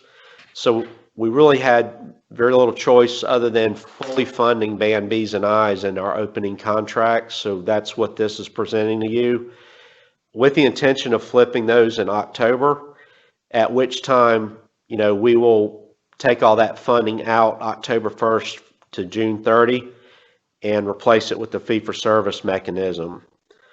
But in the meantime, we will be paying for the next 3 months prospectively Bs and Is, and we will have to look at, just like we did this fiscal year, how do we handle the day program closures and the enhanced add-on services that providers might be having, replacement services, if you will. So we're going to have to develop a potential settlement process, but that'll come back through you all, as a recommendation, and whether we follow what we did for May and June this year and roll it into next year, if there's some other version. There are a lot of complicating factors related to, there's now this potential 2% caregivers provider relief fund through the CARES Act. We're going to be attending, is that tomorrow? No, next week, the webinar. Next week, next Tuesday and Thursday. There's a webinar that we feel like maybe a lot of our providers could potentially get 2% of their Medicaid billing We don't know all the rules yet, so I'm not here to discuss that in detail, but consider that with PPP, the FEMA potential and other economic impact loans. There's a whole lot of funding floating around, and trying to make sure that we consider all aspects of this situation when we cultivate a solution or a suggestion for you all in regards to any settlement. We did use May stats. As always, we do a download of everyone served in May at a certain date. We will true that up in early July so that if anybody moved in or out of services between that date in May and July 1st, we will amend their contract so that we have a true head count and true service delivery assessment so that we fund people properly. Let's see. The total amount of the contracts right now is projected to be around $530 million, and if you start comparing that to prior year, first of all, there should have been a very large uptick in that number just because of the dollar increase, but because of the other things that we implemented this year, they netted to a very small change. And so to speak to that, I will give you some examples. There are two primary examples, big numbers that influence the current year contracts that were in prior year's numbers. First of all, the Greenwood Genetics Center, we have been working with them. You mentioned them, Robin, and I don't know if that came up at the board meeting, but we have been working with them aggressively since June of last year or July. And Dr. Skinner's been meeting with us as well as his fiscal and operational team. And what Pat ran some analyses and identified that our contracts, we get an earmark of almost $5 million from the state that is Greenwood Genetics Center's money. We're just to pass that through, basically.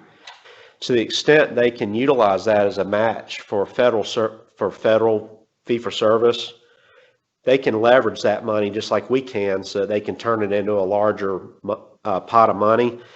The issue is due to their inefficiency or lack of the ability to get all that 4.9 matched, they're not able to fully draw down 70% extra funds for that. And we were spending in excess of almost $3 million a year out of our own state appropriation in excess of what we were ever given for Genetics Center. And Pat thinks, and I agree, that what happened is in the past when we had a two-way settlement with Medicaid, we were able to recoup those monies at settlement and HHS would make us whole. When they did away with that in 2012 and went one-way settlement, basically if we overspend, we just lose, we don't ever get that money back. It's just gone. And so we think what happened is as that transition took place, there was not, we didn't put one and one together and realize that basically we were leaking a significant amount of funding there. And so we've worked very aggressively and hand in hand with Dr. Skinner, and they seem to be very supportive of the changes that we're making. We are flipping a lot of their contracts to the ones that are fully state funded. We're going to give them all their money at the beginning of the year because that's how we get the money. They send us all of our appropriation in July. And then some of their services will be fee for service, just like the providers. So what we're doing is structuring the contract to support those payment mechanisms. In the end, that's going to cut about $3 million, $2.5 to $3 million out of our budget. You know, we don't know what the fee for services actually end up being. But in the end, there's a reconciliation process with Genetics Center so that if we, let's say we only paid them $4.5 million of their $4.9 because of their inability to get enough fee for service revenue, we will give them an equipment grant or something in the early part of the following fiscal year once we've reconciled their contracts. So they will get their 4.9, and we have a wiggle room, if you will, contract that we're just holding on to. I think it's about $400,000 or $500,000 that we've agreed to that we will hold. And to the extent they can leverage their fee-for-service, we'll dig into that. And if not, they'll get that as well as any other state appropriation that wasn't used by them. Chris, they mentioned in the board meeting that they had requested to have, or maybe we did, to have DHHS pay them directly instead of using us as a pass-through, and they mentioned that that was denied. That's correct. There's a new CFO at HHS, Clark Phillip, and he, as well as a lot of other key team members over there, are new actually as well. They're having the same problem, we had over here with new folks trying to learn their jobs. They just aren't real comfortable with what that whole thing is, and so they're trying to learn. But I do think by the time we get around the next fiscal year, and maybe we can revisit it even during mid-year this year, that we can get out of the middle of this, and we would just provide the match because we hold the appropriation, and they would just have their own agreement, and we would just send them a check, if you will, for the 30%. That's still a goal. And the other big number, we have 2 fiscal agents, Charles Lee and Jasper, that process a variety of in-home services for us. In the past, there has been a contract, and there will continue to be a contract with Jasper and Charles Lee to provide these payroll services for us.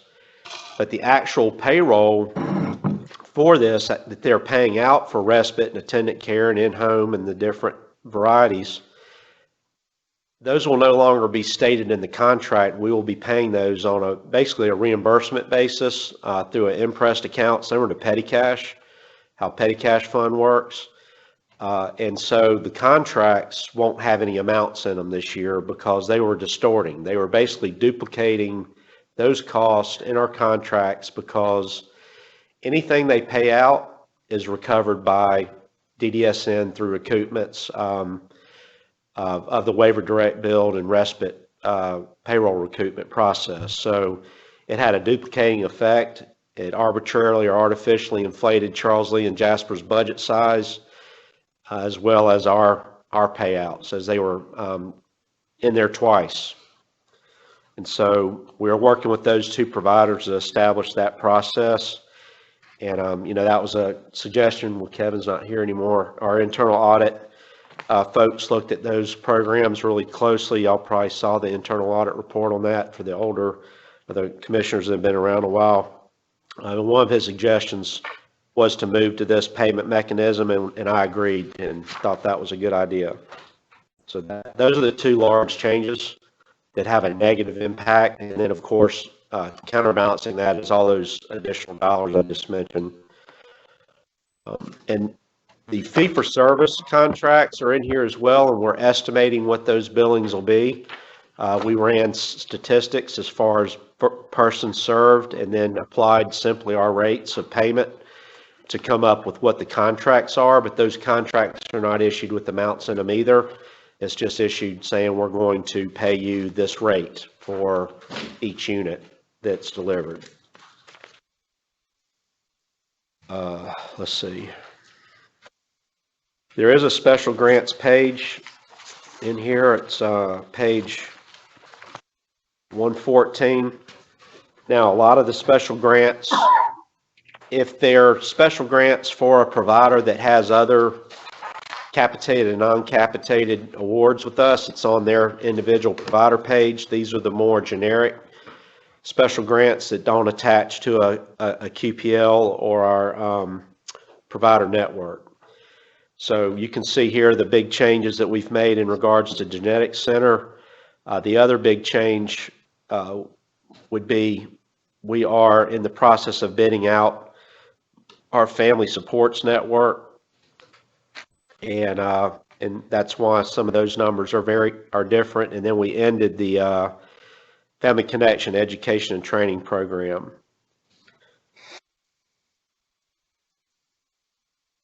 And let's see if there was any other point I wanted to make real quick. We are in the process. The Medicaid is through Susan Beck and Melissa Ritter and myself, and I think Lori Manos is involved in this as well. Our individual rehab supports program that we're operating, we agreed to discontinue that effective March 1st, last day February 29th. So we are trying to replace that service with a facility-based service for the head and spinal cord injured folks at these 5 different providers that were running these programs. The problem is every plan we made was disrupted when COVID hit, because we were in the process of developing a facility-based model with transportation and with social distancing requirements. We had to do a drop back and punt. We were trying to develop a new service that is in-home or a community-based service where it doesn't require them to come into the facility. But in the meantime, we have to give them, we want to make sure that their programs exist when we do develop this new service or pull out of the COVID situation. And so what we're planning on doing is giving them a 3-month agreement to help them pay for facility and other fixed costs for July 1 through September 30. In the meantime, we are going to be developing another transition plan that considers the COVID situation, as well as working closely with HHS to see if we can't get either an Appendix K or a new service added. So that's something we've had to do. You'll see those in there on the individual provider pages for $28,000 each. Anything you want to add, Mary? Or? I was just going to say that rehab supports project has been going on for quite some time, and the March deadline was not. It was granted by HHS because the actual definition of the program we were not in compliance with. So our folks did not meet the criteria for the most part of that program, nor did a lot of the staff meet the criteria that they were required to have to actually run that type of program. So not to throw people out in the cold, we wanted to see if there was something appropriate we could get in the HASKI waiver to actually cover those folks and those services. So that's what we were working on, and then COVID hit. And so the day programs were not there at all anyway. So again, Chris is exactly right. The road we were marching down sort of just got washed out. So we have to go back and see if there's another way of addressing these individuals. So that pretty much concludes what I was going to say. Go ahead. David here, can I ask you a question, please? Chairman, yes, sir. Can I ask you? The Greenwood pass-through and then the add-on, let me make sure I'm clear. So I understand a pass-through, but what we were also taking money from our budget on top of the 4.9 or 5 million in, did I understand it to the tune of $2 or $3 million, did you say? Yes, sir. Now, all right, what exactly was the Genetics Center doing for us for that $3 million? They have a long list of services that they offer, and we can certainly send you those. It's very, very technical. In fact, Susan, I don't know if you want to step up and comment, or well I can. Some of it, David, some of it was tied to our regional centers. They were supposed to be doing regional center testing, but a lot of our folks have been at the regional centers for a very long time. So technically, and we were not really adding more people. We're making those centers even smaller, so that over time that testing, it was hard to tie back that $3 million to an actual test that was performed. So and then they conflated the community. If they were working with people in the community doing testing there, they should have just been billing through their Medicaid or their insurance company. They were throwing it into that ICF bucket of testing and not following up on the billing. I mean, it was an easier path, I guess. But you can't conflate the waiver programs with our ICF regional programs. So there was a host of things that we identified as serious issues. A lot of other issues we found were, if we have a prospective payment mechanism and there's supposed to be fee-for-service revenues generated for us on the back end, to the extent we don't keep our eyes on those revenue streams, we fill the hole with state funds. And so several of these contracts were created anticipating that we were getting the money back from Medicaid. Well, what we found is they would bill Medicaid. They would come in here. We would simply submit their data. It's their data. They're billing Medicaid. We would turn around and get the remittance advices from Medicaid on what they actually paid, but nobody was telling Genetics Center what billing errors were occurring. So they were submitting their data, thought it was fine, and we were just kind of rubber stamping it here, you know, because it's just viewed as a pass-through. And so when we realized that they weren't even getting, we were having up to $30,000 in billing errors a month that they have now worked on and have really, they've had a lot of billing problems on their end, and we've worked with them to identify those and communicate every month in regards to what we are getting paid for now, because they don't have access to that if we don't share it. So that was a big part of the why we had so much state dollars in it as well. And why can we not just give them a deadline and just bail out of that part and say, look, we'll give you your check, you know, for the pass through. Let the state worry about what they're getting out of this. You know, as a startup company, I can understand maybe as to help generate, to help get them off the ground with new innovative things, whatever the Genetics Center was doing. That's what we're doing. That's exactly what we're doing. It's just we can't get out of the middle of it because we're holding the appropriation and Medicaid wants to deal with us still. So right now, starting July 1st, if they don't bill, they don't get paid. So it is. They're going to be getting paid based on what we get paid. Okay. Services. Thank you very much. So they're not I didn't want to like blow my top in the middle of a commission meeting, but that's just my pass through is one thing, but then to continue and it's not benefiting and we're losing that money to get matched for it. That's just okay. Good job. I'm glad you all came down with it. I had no idea that we were paying out a budget on top of the pass through. Thank you. Good job. Yeah, David, I'll tell you part of from a historical standpoint, and Greenwood does great things. I don't want to take away from the dude, but in terms of sort of how it was delivered to us, it was sort of a here's this and you're going to do this and don't ask a whole lot of questions from, quite frankly, the legislative side. And I will say is additionally, and every year this has come up, I would say this look, we see the Greenwood gets more money and how much we're paying has always been something that is stuck in the craw of this commission. On many occasions, questions were asked, but we never got that answer that you just gave us. Well, the chairman, I'll be blunt with you. The chairman of the finance committee is no longer from Greenwood, but we can just skip. We can just forget what I just said, I guess. I understand. Well, I mean, but I mean, and we've talked about it in commission meetings before, of sort of the attitude from the legislature of these grants and things like that. So, but I would just say historically, I can think of pretty much every year when we look at the budget, things like that, Greenwood has been, questions have been asked. We've never gotten an answer like what I just heard from Chris. I'm glad you guys found it. I think it was something that many members of the commission had suspected that there was something else going on, but it was always just portrayed as David said, a pass-through.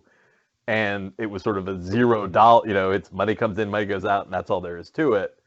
I would just commend you guys from finding this problem and taking steps to deal with it. It was a very difficult conversation that had to be had, and a lot of training for the Greenwood staff too on how to build a budget. That you can't just say, here's my appropriation, I'm going to multiply it by 3, and that's what I'm building my budget on. You know you're not going to be able to match all that money. So Chris and Pat brought a hard discussion to Dr. Skinner and his team, and with a lot of technical assistance, got them to actually build a better budget. I feel much more comfortable. I think what was happening is they were just backfilling money out of our system when they did not meet their match and they had already built their budget. But we said, nope, you don't build your budget that way, and kind of said, this is what you're going to get. If you have $500,000 left over at the end of it, that's what you will get. We will no longer give you the 3 million on top of it. So I do applaud them for their efforts. This was almost a 2-year process to get to this point. And again, I don't want to take away from what Greenwood does. I think Greenwood does amazing things. We've had many, many reports of that. It's just the financial side of things has always been off. And we are working very collaboratively with them to help, to the extent we can help them leverage their money. Pat and I are both consulting with them routinely on, what different ways they can develop new services, they can negotiate new rates, they can, enter into new contracts with HHS for different things that they can justify. We are here holding their $5 million and willing to use it to the extent we can to benefit them. So whatever they can do, as long as it's, benefiting our population and it's something we need, which they do realize that. They run all their service recommendations through us. But anyways, we do have a very, very good, open, collaborative relationship with Dr. Skinner on this. And we're trying to get out of it as soon as we can. Is that what you said? So hopefully before this year's out, we'll be out of the contract with them so they can get their own contract through HHS? No.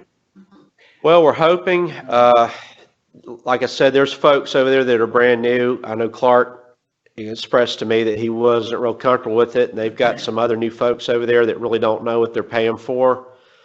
So it's really an education that between Genetics Center and Medicaid that has to occur. And once that occurs, then I think we have a chance. Wouldn't you think this year will be enough for an education? I mean, wouldn't a year be enough?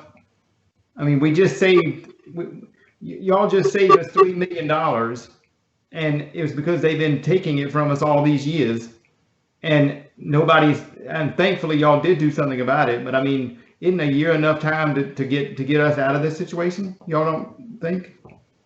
It's on HHS. They have to agree to it. Right. And it's got to be appropriated to a state agency. So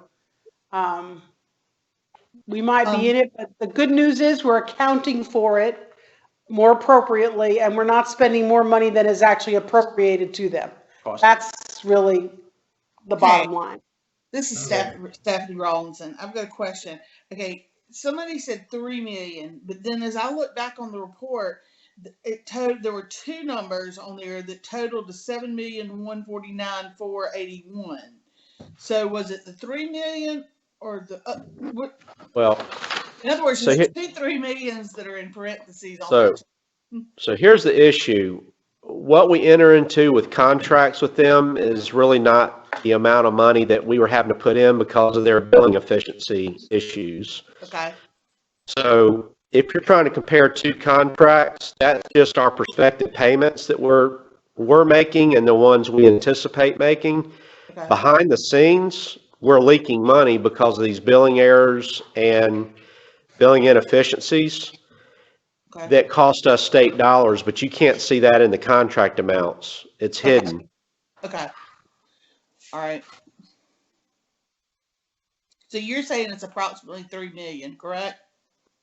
It was like 2.9, right around 3. But again, we're running off estimates. We're trying to project. See, the problem is Medicaid billing. Correct. It's retroactive. So we're sitting here, let's say in April, and we're looking at bills from February coming in. And on that bill in May, the remittance, there could be services back to June or July or August of the prior year because they have 12 months to pay. And so getting a real handle on the underlying service dates versus the pay dates, complicates things. Because what we really need to look at is what are we paying them and what service are they delivering that gets paid based on the actual service date? Because that, in the end, as long as we get paid, it could be a year from now. That's the service that's attached to that payment. But we're out of that business now. That'll be on them going forward. Okay, that makes sense. Any other questions or comments? And at this time, Chris, is staff asking for a motion to approve the community contracts as submitted? Yes, sir. Any questions with regard to that before we entertain a motion? Hearing none, would entertain a motion to approve the community contracts for 2021 as proposed and outlined in this presentation. I so moved, David. I actually heard it from Robin first, David, if you want a second. That's fine. Second. Okay. All right. Any further discussion? Hearing none, all in favor, please indicate by saying aye. Aye. Aye. And then 251. Hi, Robin Blackwood. Aye, Ed Miller. Okay. Any opposed? Any abstentions? Let the record reflect that that set of contracts was approved unanimously. Thank you. Next item on the agenda is the ratification of the vehicle repair purchase. Chris? All right, so state law requires that if we have an illegal purchase or unauthorized purchase, that we bring it through the commission for approval, and just for your situational awareness as well. We had just a real communication issue that occurred. This was prior to me being here, prior to Candace, our procurement director, being here. Basically, they had a wreck, or it wasn't even a wreck. I think they ran into a building or something, right? A tree. So they had someone take the vehicle to Jones Ford, and they wanted an estimate, and they signed off on the employee that took the vehicle signed off on an estimate, but Jones Ford, our legal department's been involved in this. This has been an ongoing thing for at least 12 months. We fought this and fought this. But in a nutshell, Jones Ford took the signed estimate as though we were approving them to make the purchase and to go ahead and order, to make the repair and go ahead and order the parts. So they ordered the parts. They weren't able to return the parts when we questioned. We were trying to get bids and questioning if we were even going to repair this vehicle because it was totaled when the Insurance Reserve Fund looked at it. So in a nutshell, what transpired is we ended up having to pay Jones Ford to repair the vehicle. Candace, you might want to help me piece together any other pieces to this, but we aren't able to continue operating this vehicle because it has a salvage title, so we had to turn around and sell it. And so the whole thing was a mess. Tanya was involved, and Constance has been involved in it since she's been here. We had to pay for it. We couldn't get out of it, and so this should have been bid out, and it wasn't.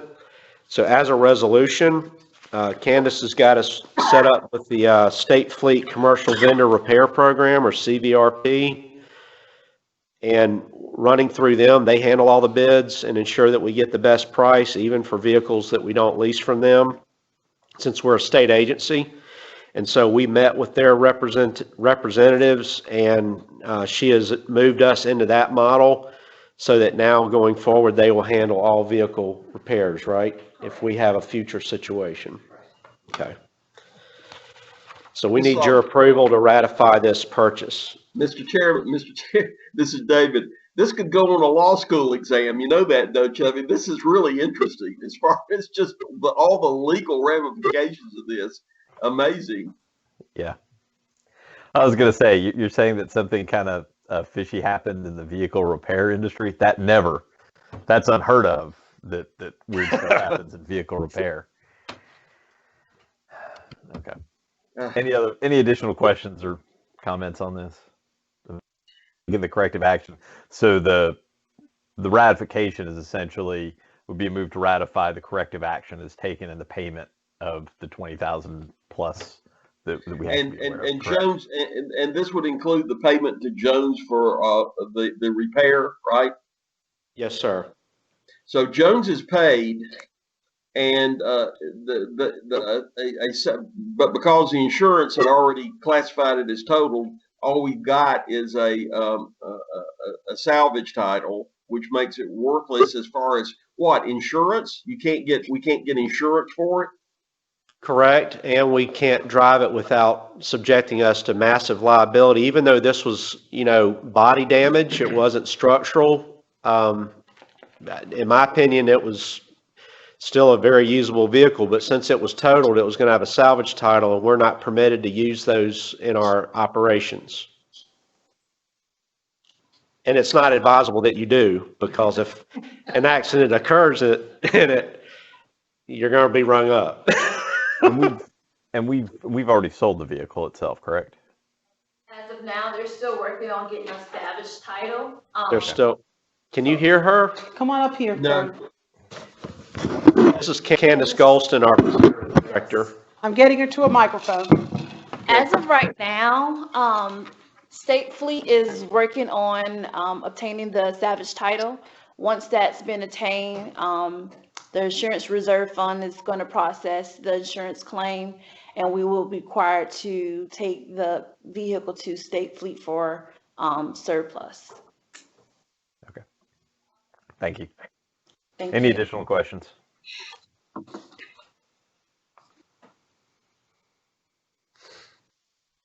All right.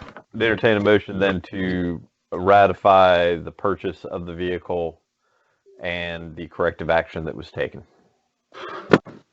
David moves. Second. Any further discussion? Hearing none, all in favor, please indicate by saying aye. Aye. Aye. Room 251. Aye, Robin Blackwood. Aye, Ed Miller. Any opposed? Any abstentions? That motion passes unanimously. Next on the agenda is the financial update, Chris. Page 196 of your packet. Should have told you where that ratification was too. Sorry about that. Is your monthly financial? We have implemented what I've been telling you for several months about making our spending plan budget comparison much more useful. So we have accomplished that at this point. And so the percentages now consider not, so for new commissioners, we have an authorization spending limit of $808 million at the state level. We are unable to fully utilize that full authorization because of our, as I keep calling it, a revenue problem, kind of the same issue Greenwood Genetics Center was having. We aren't efficient in using our appropriation, so we don't have the ability to draw down $808 million for our budget. So we have to look at what money we actually can draw down in conjunction with our appropriation, which is about 270 million. And so our spending plan was 770 million for this year. So we have $37 million left out there, basically, that if we could figure out a way, like these outliers, for example, if we could fix our residential rates, if we could fix our day program rates, if we could, there are all these examples, we could then start drawing down that $37 million. And so this comparison compares to our spending plan, not our authorization, because comparing to our authorization wouldn't be very helpful at all. It would give you false positives. And so even comparing to our spending plan, we're $58 million below budget on our expenditures through May, which is very, very impressive. We're 8% almost below budget, and $92 million below authorization. So we're doing very, very well on managing our expenses. We are still struggling on the revenue side, but we are making much progress. In fact, our cash flow projection, which has some of this in here in regards to the FMAP, is part of it. But we are projecting some $20 million positive cash at the end of June at this time. And so without FMAP, we were still going to project around 4 million positive before COVID hit. And so we went from, help me with the numbers, Pat, we had a negative 4 million impact last fiscal year. For the prior 3 years, minus 14 million, minus 10 million, minus 4 million. And so this year, without the FMAP situation, we had flipped it to a positive 3 to 4 million anticipated cash flows. So we have really made a lot of progress on our revenue side. It's been a lot of people involved in that. So kudos to everybody that's contributed, but you know, we just don't want to act like we're fat and happy either, because, you know, we don't know what July through December is going to hold for us. And so, you know, even without FMAP, we were actually turning a corner. So that's my report. I'll be glad to take questions. What did you say our total cash flow? I mean, we were carrying, what was that total again? We were negative 4 million last year for the year, and this year we were projecting, prior to this situation, a positive 3 to 4 million. But the FMAP does add to our cash balance, because we received our payment for last quarter. I don't want to get that number wrong. The exact amount that was put into our balance, into our account was? What's up to 12.8 right now. Okay. And, you know, Pat, you keep referencing, I guess, a meeting you had with HHS or somebody that said we really, and we know ourselves that we need a healthy cash reserve, but 3%. 3% is what HHS looks for. Yeah, and so we're not at that yet. Yeah, we're not at that yet. 3% reserves, if you will.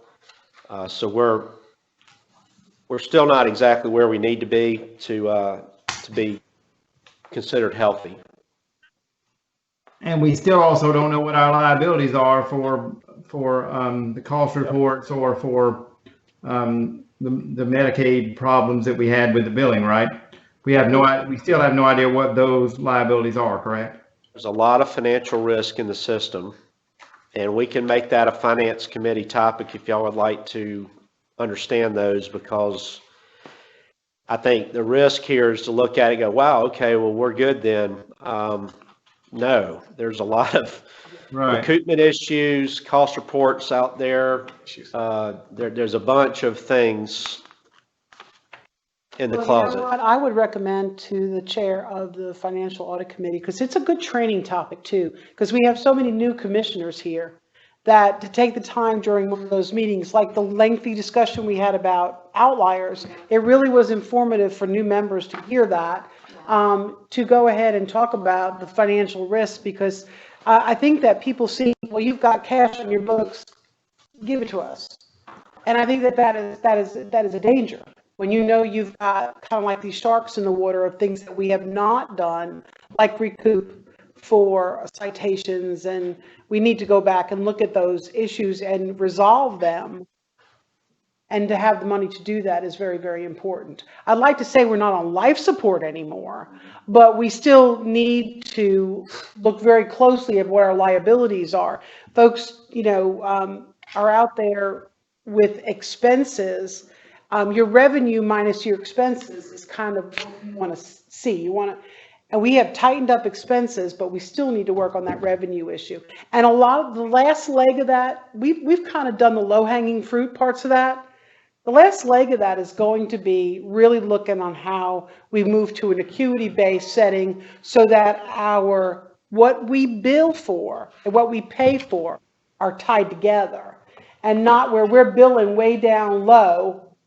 I forget we're not on camera anymore, so I can't just use my hands. That we're not billing, we're paying out $300 a day or $200 a day, and we're only getting back $190 a day. We can't keep doing that. That's the major revenue leak that we need to plug. Once we do that, then we can start talking about innovation and growth.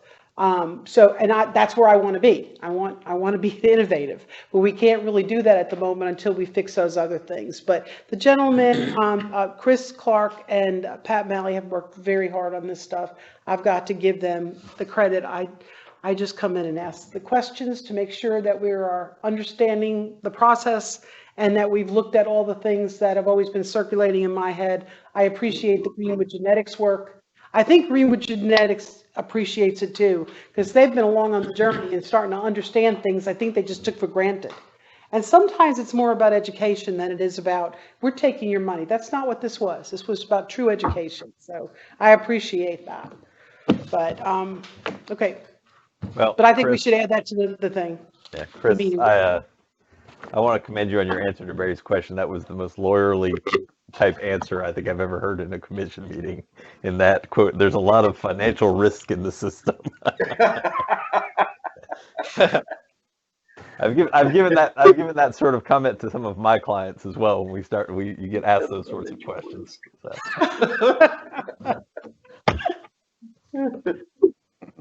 All right. At this time, any further questions regarding the financial update? Would then entertain a motion to approve the update as presented. So move. We have a second. Second. Motion made and seconded. Looks like we just lost Lori, but we still have a quorum, so we'll keep going. All in favor, please indicate by saying aye. Aye. Aye. Aye, Ed Miller. Thank you. Any opposed? Any abstentions? Hearing none, let the record reflect that motion was approved, but that Commissioner Unum's connection fell out, so she did not vote on that. Okay, got it. Thank you. All right, next item up on the agenda is the consideration of bid for the HVAC replacement at the Coastal Center. Andrew was in here briefly. He is not here now. Yep, I'm here. Oh, you are? Okay, gotcha. I'm just not seeing you up there. All right. So would recognize Andrew Theron for that. I'm going to take the lead. I'm going to take Andrew. Let me speak first, and then I'll let you jump in. Okay. All right. From a financial perspective, I just want to give y'all some background information on the money side of this, because it's a big purchase you're going to be talking about. This project was identified and voted on in the May 2018 commission meeting as part of the CPIP program. So every year y'all are asked, and you just did this in the last meeting, to approve our project list for our 5-year CPIPs. This was identified back in May 2018. Actually, that was prior to Mary being here, or me either. But we were able to find that in the minutes where it was approved. The money, once that's approved, we then have to fund the project. We have to send cash to the state office. And so we have $560,000 sitting at the state, minus what we've spent on this already for design fees and architectural fees, sitting at the state. We have $3.2 million total in our CPIP with the state at this time, at the end of March, which is the last statement I have from them. But you can't, it's just like your bank balance. You can't just look at your bank statement. You got to consider how many outstanding checks you have sitting out there. So what's your real cash balance? We have about $1 million of that 3.2 that's unobligated. Part of that 2.2 million that's obligated is this air conditioning system. It's already accounted for. We still have $1 million after this comes out. Also, with the CPIP that y'all approved last month, the current management team is revisiting our priorities. That project list has been around for a while. If you dust that off and look at it, I think you'll see there's some demolition projects on there. We've got things we really need. We don't need to be demoing buildings before we have vehicles and proper plumbing and proper air conditioning and all that. So we're going to be reprioritizing all those demo projects.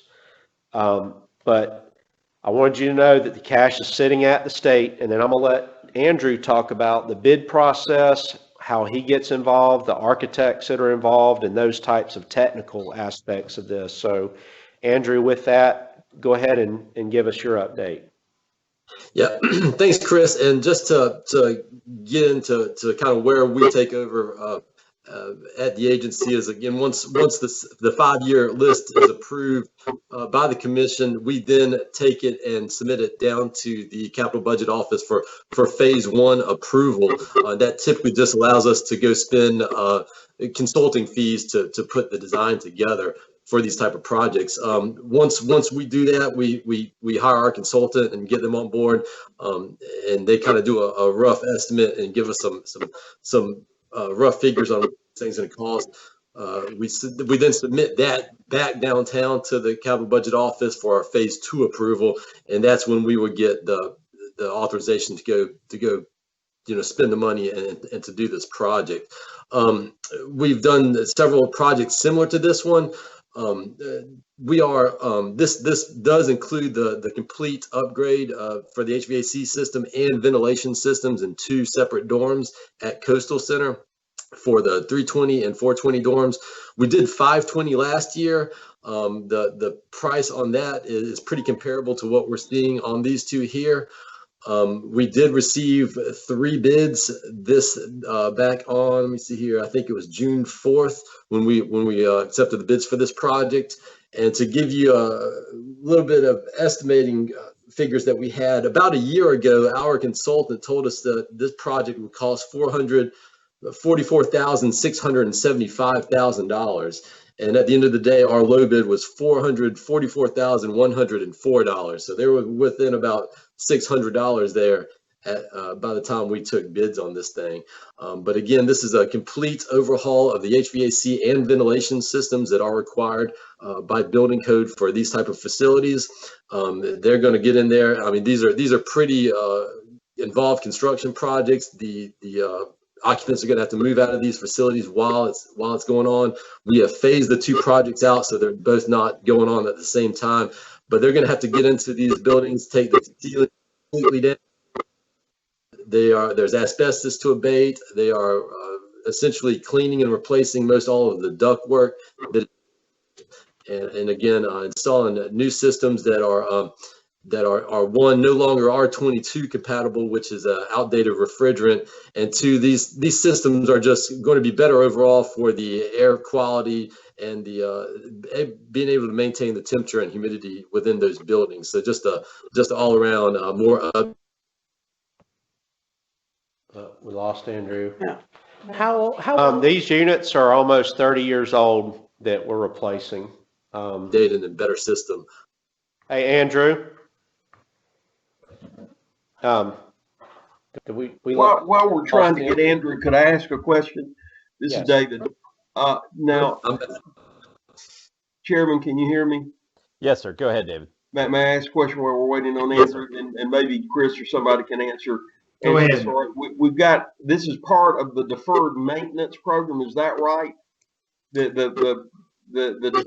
got a $15 million deferred maintenance sequence of things. Is this part of that? I mean, he's going through numbers that I'm trying to figure out how that fits into the $15 million. If you're referring to the deferred maintenance program as our CPIP list that we approved last month, this would have been on the CPIP list 2 years ago. So yes, it's kind of an ever evolving list, but this was on there at one time. It was not on last month's because it has already gone through phase 2 approval downtown. Okay, that helps me understand a little bit of. All right, now we're talking about 3 programs. We're talking about 3 HVAC systems, right? Coastal. This is 2 buildings at Coastal. 2 buildings at Coastal, and then we've got 2 others, right? There are not 2 others on the. No, this is just for the bid consideration for 320 and 420 Hillside.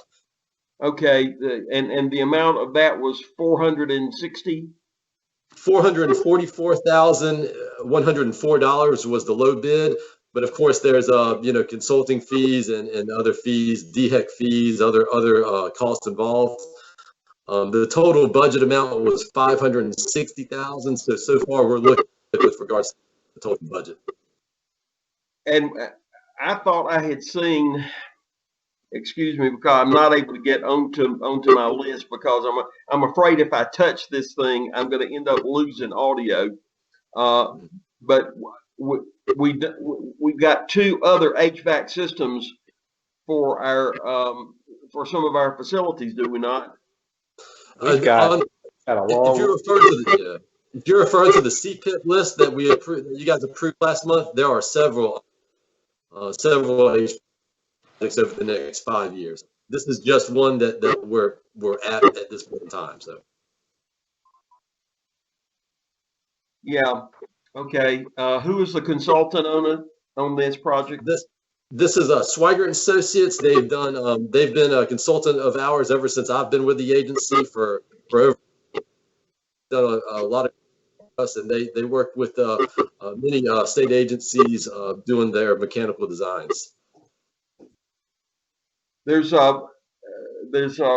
I'll let Andrew finish, but I've got some comments and rather technical questions I want to be asking. But why don't we let him finish so I don't interrupt his discussion? I've pretty much covered what I need to cover. So questions are welcome. Yeah, I want to make sure that everybody heard that the units we're replacing are almost 30 years old. JBRC has reviewed this and approved it as well. I've got copies of the JBRC minutes, Joint Bond Review Committee or Council.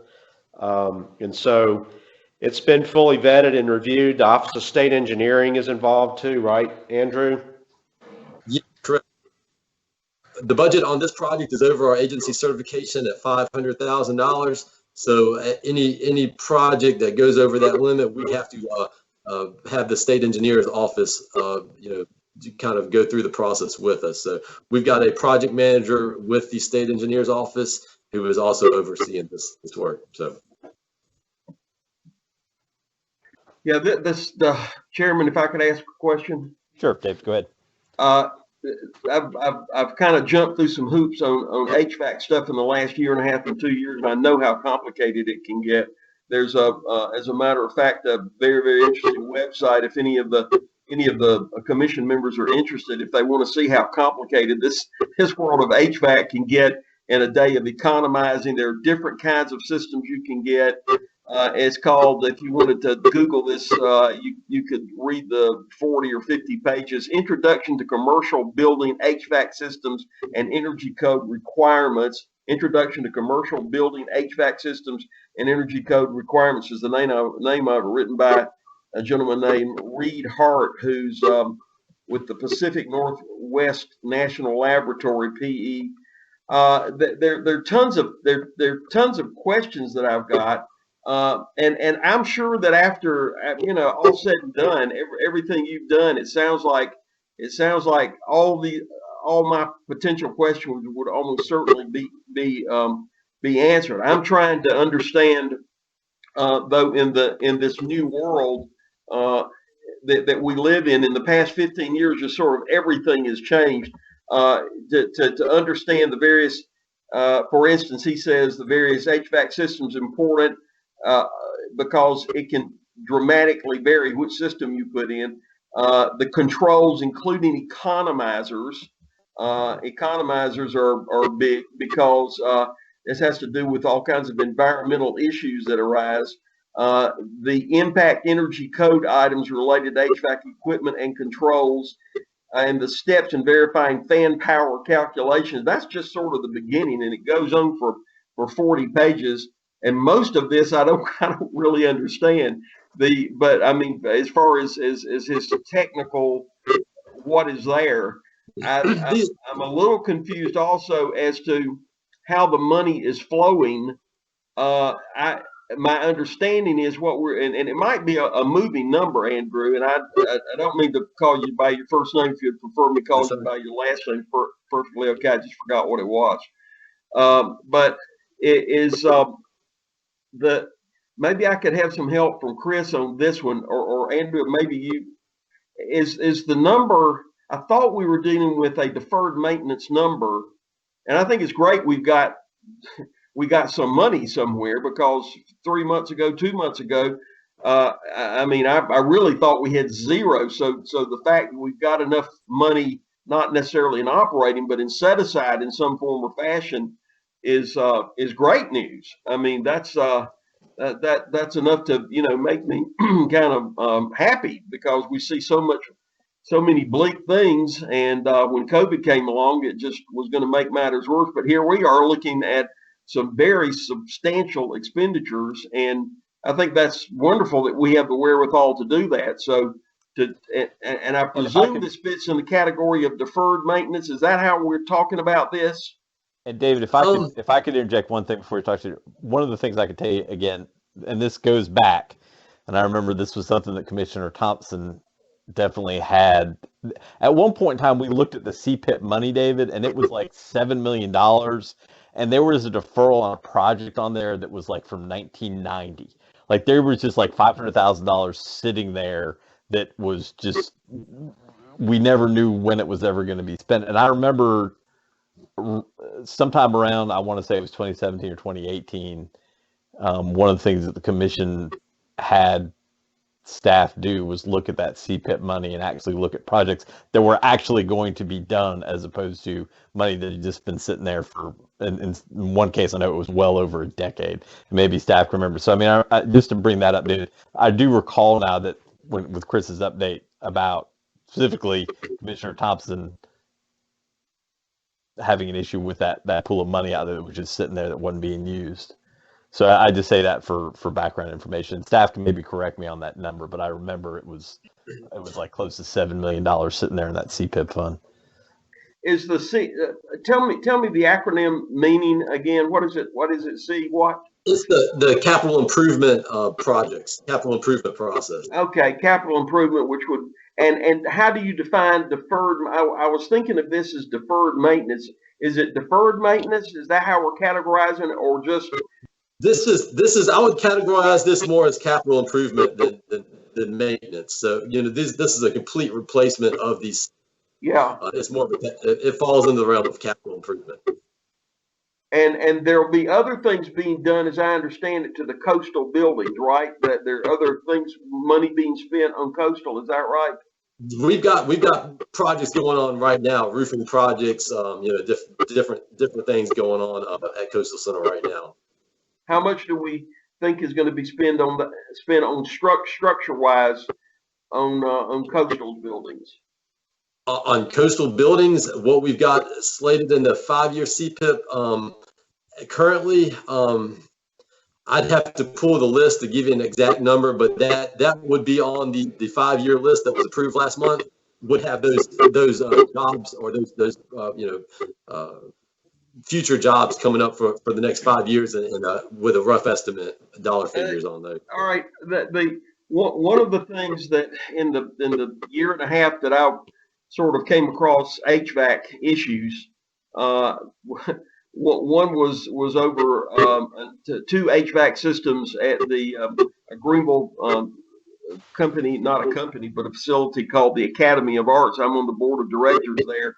And the HVAC system issues came up, and I ended up getting involved in that about a year and a half ago. So that's why I'm sort of waded into HVAC. I didn't really want to go there, but it can become extraordinarily convoluted, particularly if you're making changes to a building. You do your HVAC stuff and do all the things you're supposed to do, make all your complicated decisions, and then you find that the changes that you make in the building structure were not totally in sync with the money you spent, and that's going to end up affecting the quality of what the HVAC or capabilities of what the HVAC could do. The new HVAC system could do. Okay, I think in this situation we're going to end up with a much better system. I mean, systems today are harder than they used to be. All the controls that are put into them these days is one, what drives up the cost, but two, it gives you much more. You're going to have individual controls in every space. Again, the ventilation systems are huge. I mean, over the last 30 years, the code requirements in building ventilation have just changed completely. Air and required to bring in these days, and especially in healthcare facilities. So the system type is going to be completely different than the old chiller and boiler with fan coils that were given up. Yeah. we didn't have the ventilation requirements within the system. Does this proposal have a secondary HVAC system along with the central plant? No, I mean, this is a package unit that will run the whole building. It's no secondary with it? No secondary, no, sir. How about, does it have high energy impact complex controls? Yes, it'll be tied into the campus energy management system, yes. In what way are the energy impact controls, complex controls operational? How does that work? These systems, again, they're intelligent systems today. What we're putting in is a variable refrigerant flow type system. It's called a VRF system. Again, variable refrigerant flow. Back in the day, they used to just run things at 100% for being on, 0% when it was off. A lot of fans run that way now, but then, one day people started saying, hey, maybe this thing doesn't need to run 100% all the time. Maybe sometimes 50% is good enough or 25% is good enough. So, over the years, they started putting a lot of, electronic controls in these systems where they don't, they'll start running things at levels depending on what the system needs or what it thinks it needs. So, they started running the fan speeds at variable speeds, started doing it with the refrigerant. Pretty much everything now is the system's thinking as it's operating, which again, is part of the control system. It's the reason you see a increase in cost these days compared to older systems, but they run more efficient and you end up with a better product. Well, if it's the right kind of system or the one this guy recommends on the site I was talking about, he spends time discussing the importance of the HVAC having a high efficiency option, it is called. Do you recognize that term? Well, high efficiency options to me would be things like variable speed drives and variable refrigerant flows. I mean, those are all energy saving functions. So, it sounds like a broad term that he's using there, but we've definitely got, more energy efficient system here than what was installed. So. Are there any plans on doing add-ons to the building at Coastal? That was my question. Add-ons such as what? What type of add-ons? More space. More space? Not that I know. I don't think we're making any additions to the buildings down there in the future. No, there is no plan to make an addition to the building. Matter of fact, we've been talking about removing buildings from Coastal. There's a couple slated for demolition. So we're reducing space there.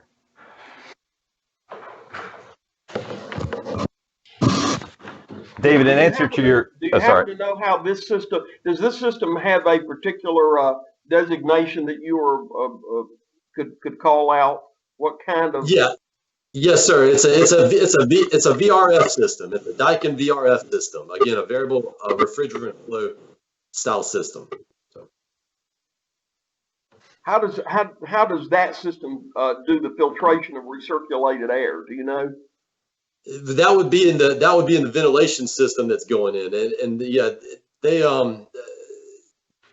it does have an economizer that would circulate conditioned air back into the air handler to kind of help again from an energy management standpoint.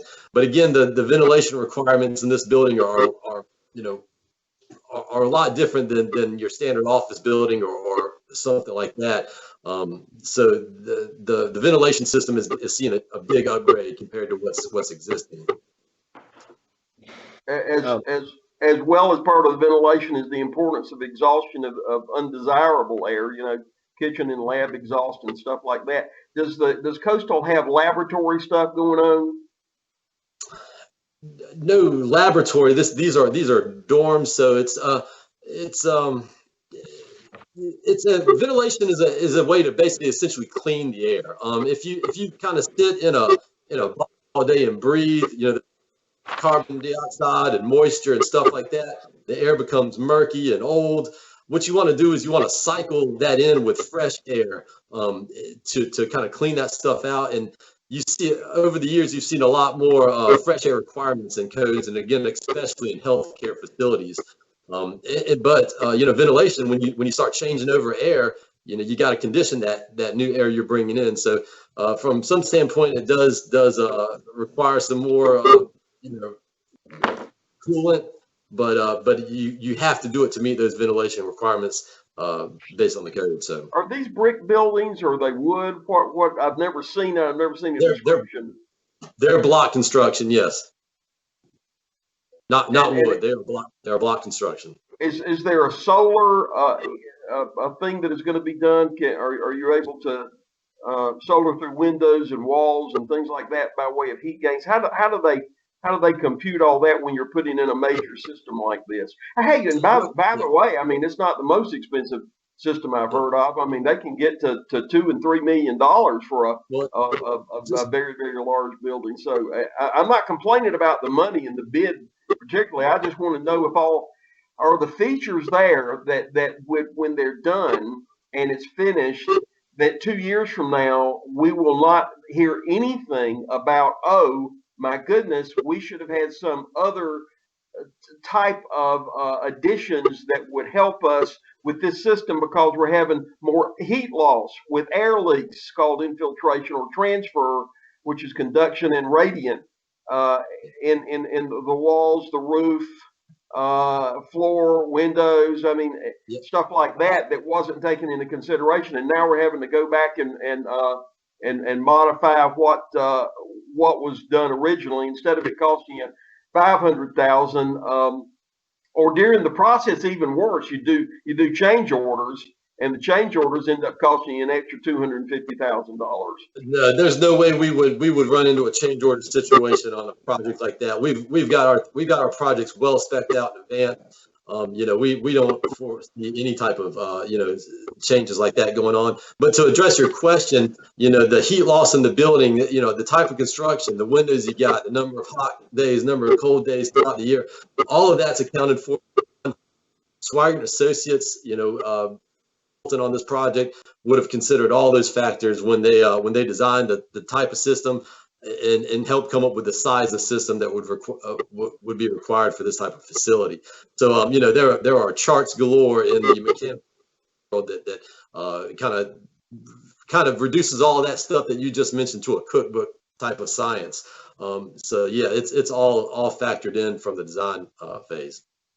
So the folks that won the bid, I mean, did you have people going out and looking at the facility itself to gauge? I mean, you did this on an RFP, right? You did the bid on an RFP, not an RFQ, right?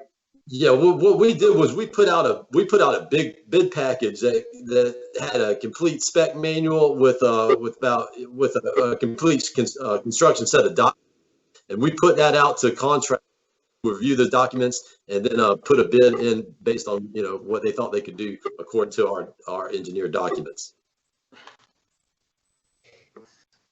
Andrew, I'd like to recommend that that maybe we offer Dave an opportunity to come meet with us and our architect and our variety of consultants, so that, because we got a lot of projects like this on the slate. And we need to make sure that we have a comfort level with commissioners and anybody else that wants to attend.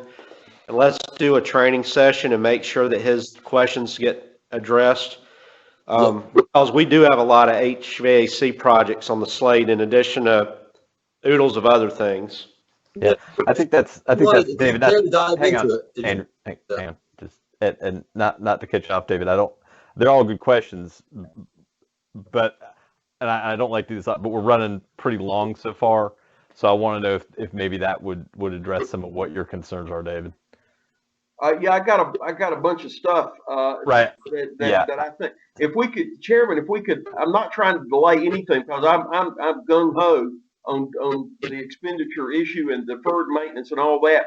But I do have a concern level. Could we defer motion on this until next month? Is that possible? And anybody who's interested like me, maybe Barry would be interested. I know you've got some interest in this, Barry, or any of the new members. I would love to do what has been suggested.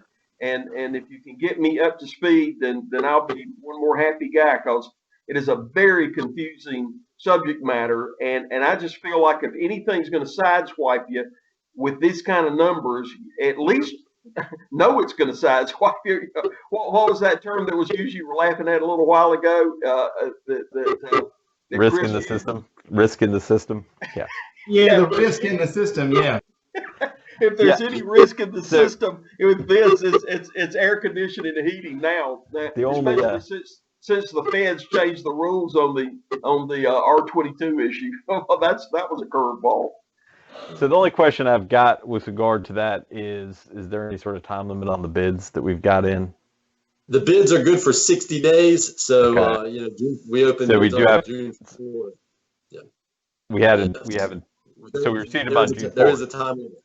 So, but they're good till August 4th then, 60 day. We received them on June 4th. That would be correct.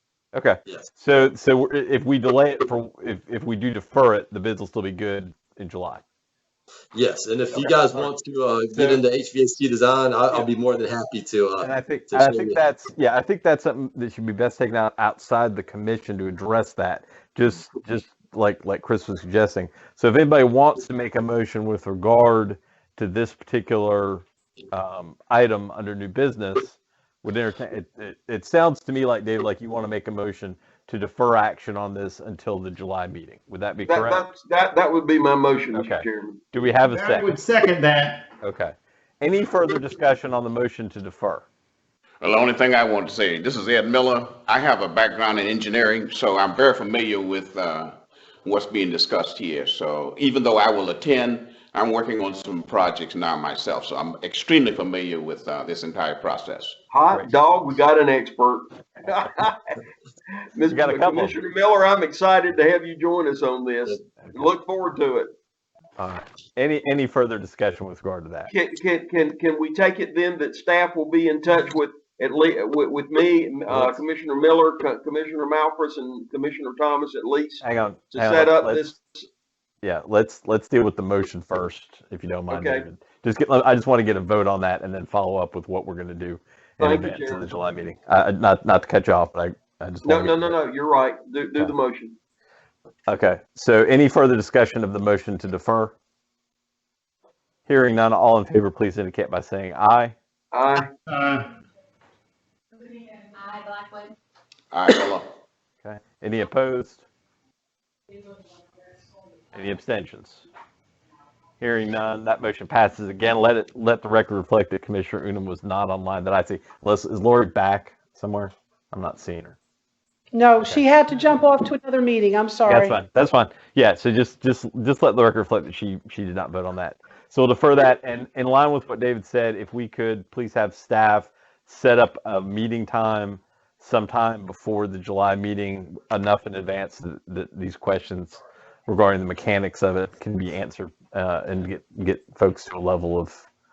Sir, we'll do this as long as the commission understands that this is two 30-year-old air conditioning units that need to be replaced in summer in Charleston. Yes. Just for the record. Thank you. And for the records, this is Miller again. I'm satisfied with what I've heard, but I go along with the majority. But as a matter of fact, I'm putting in some units right now, and I'm very familiar with the modulator effect. In other words, if you look at an automobile, you can either pull air from outside or inside, and the difference is they put sensors in there now so that they can determine where they want to pull the flow from. The only issue you will run into if you decide to make major changes, the new way of doing business now is design and build instead of the other older methods. And what that does, that eliminates change orders, because whenever the contractor comes into place and they bring their entire design package, and then we just sit back and we take our engineers and they look it over, and then it goes through the different processes, whether it's the state fire marshal or the local county. So the process, I understand it fully, and I'm in agreement with Andrew. Yes, sir. Yes. So I understand what he has said. I understand in its totality. Great. Thank you. So Staff will set that up, and we'll contact the commission for anybody who wants to attend for that. So next item on the agenda is the contract approval of the contract between SCDMH and DDSN for the Midland Center Nutritional Services. Chris. All right. We operate 5 regional centers, although we account for them in 4 regions. PD and Salive are usually when we talk, we combine them as far as conversation. The Midland Center here in Columbia, our dorms there, we don't have any kitchen or any ability to do self-prep meals at this particular region. As a result, we must rely on an outside vended solution. Historically, we have used Department of Mental Health, and they have provided our meals, and let it be known, I guess, that meal prep for folks that have special diets and can't have choking hazards, threats. There's a lot to this about chopped and low calorie, and there's a bunch that goes into providing meals. Mechanically altered diets, salt, the whole, it's a variety, like a hospital would have. Yes, you're not going to just get any run-of-the-mill vendor that can provide meals. So mental health, we have a contract renewal before us. They are going up on their meal costs. Some of the background on this, we have a as you'll hear this a lot from us, we have a very, very old system that DMH can no longer repair or find parts to. And whether we stay with them or not, our retherm equipment that we have out there has to be replaced to the tune of between $350,000 and $400,000. It is no longer supported by the manufacturer. Isn't it proprietary as well? And so I come up here for. We have a decision, of course, in regards to the retherm equipment, and so we have basically 2 decision points. We need our meals provided to us in a catered fashion, and we need to have equipment to store the meals in until they're served so that they remain at the proper temperature. DMH brings a solution for both of those, while other vendors cannot. What they are willing to do is to continue to provide great meal service. From everything I've ever heard, Rufus, they have done it for years and years and years. Reliable, even under catastrophic events. So it's very hurricanes and stuff. Hurricanes, floods, they still maintain it. So it's been a great partnership. And so they are proposing a new contract with a slight rate increase in the per meal cost. But when we first started talking about this back in February or March, we were worried about our cash position. And so we challenged DMH to come up with an approach where we didn't have to shell out $500,000 almost to buy new equipment. And so what they've agreed to do is finance it interest-free basically and charge us a per meal add-on of $2.38 until the equipment's paid for, at which time the meal costs will drop back to $7 per meal. Our historical cost, our finance folks at the regional centers have looked at our cost at all the other regions, and even with the cost increase, we're in line with our other at Coastal, PD, and Winton, where they self-prep and don't use vended solution.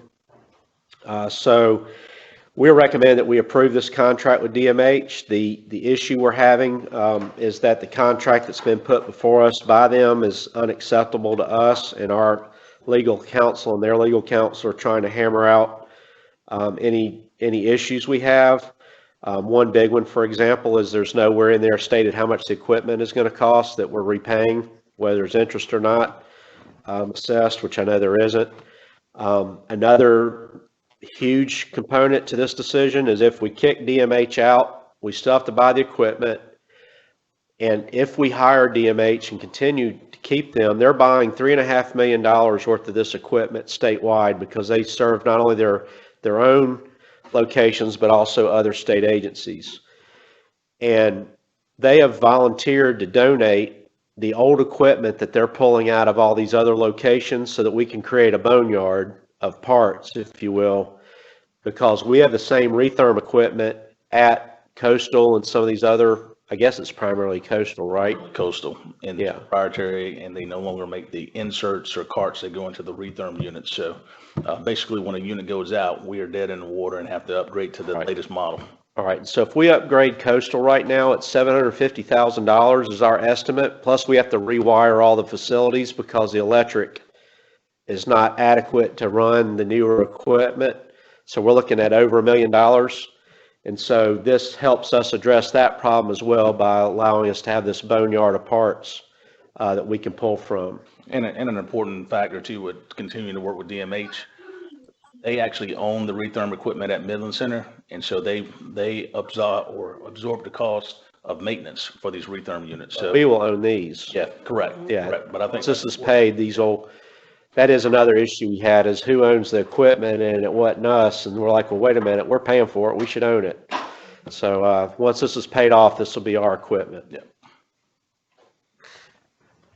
So Chris, it sounds like you're asking us to approve the contract, but the contract isn't finalized exactly? We're asking you to approve the cost and the theory behind the equipment purchase, knowing that the contract itself is still being worked on. So we're really asking you to approve the financing of the replacement and the continuing hire of DMH for meal service. Right, okay. Subject to staff being able to negotiate an acceptable contract. Correct. Okay. So just for everybody's clarification, we have done this in the past where basically we've authorized staff. We know that it's coming, but the fine details have to be worked out. So we have done that in the past. So any other questions regarding this item? Then entertain a motion to approve the financing of the cost and the continued use of DMH to provide the nutritional services at Midland Center, subject to the negotiation of an acceptable contract with DMH by the staff. So moved. Do you have a second? Any further discussion? All in favor, please indicate by saying aye. Aye. Any opposed? Any abstentions? Hearing none, that motion is approved. Again, note Commissioner Unum's absence, please. Who did the second? We didn't catch it. David? The second Or at was least- David. Yeah, second was David. Then Barry came in right after him, but I heard David first, Barry. So we'll give it to him. Okay, that's fine. All right, thank you. All right. Thank you on that, guys. Next item on the agenda is the State Director's Report. Mary. Please keep in mind we're a 3.5-hour meeting, Mary. Yeah. Trying, you know. Yeah, okay. First off, I'd like to start off by publicly apologizing to our new commission members for missing their state confirmation on May 12th. We reported in our last commission meeting that the Commissioners Miller and Rawlinson have been approved by the State Medical Affairs Committee. We missed the fact that that afternoon the Senate, in a very unusual move, voted 41-0 to affirm their appointments on the commission, and we're very grateful to have them. I personally apologize to both new commissioners, and they have jumped in with both feet on participating in our committee meetings, which have been robust, and also in their orientation training, which I really appreciate. I get questions daily. We're able to answer them. They'll be meeting with the staff to start their orientation with them too. So, and I also want to say, even though she's not on the phone anymore, thank you to Commissioner Unum for her service and her technical assistance in the field of autism. She's very, very knowledgeable and very helpful. Also, providers have expressed interest and have been asking questions with regards to the CARE Act Provider Relief Fund. I wish I had all those answers. We do not. But DDSN is learning about these funds ourselves. HHS has announced, and that's the federal HHS, has announced 2 webinars to explain the application of the process. We'll be attending one of these webinars, and the provider network, we have sent out how to register for these so they can get on board with that. I've already got my confirmation that I am registered for the Tuesday meeting. We will certainly share more with our network as we learn ourselves about eligibility and application process. At this time, we're not in a position to state whether providers are eligible or not. We hope to know more soon. We would encourage everyone to register for the webinar, including our commissioners. Like I said, I have my registration confirmation in hand. And if you go to www.hhs.gov/coronavirus/cares-act-provider-relief-fund. I will email these to you all. Our provider network already had it, but I'll make sure the commissioners get this email afterwards. You were starting to write. You almost were there. The meetings are June 23rd, Tuesday, June 23rd at 2 p.m. or Thursday, June 25th at 2 p.m. Okay. I have previously informed the commission that the executive staff was in the process of reconciling the number of funded waiver slots that had been appropriated by the General Assembly to those enrolled, basically those given to us by the General Assembly. At first, we were given the information from the policy division that DDSN may have overstated that number by 506 slots. Deputy Director Maley and I were concerned that that number was not accurate. That's a pretty high number, and I would not feel comfortable requesting additional slots from the General Assembly if I couldn't confirm that we had an overstatement of available slots. So in February of this year, we passed the calculations and data to our internal audit division to check the number for accuracy. And I want to thank Kevin Jacoby and his team for their work on this project. They sent a final report to y'all last night.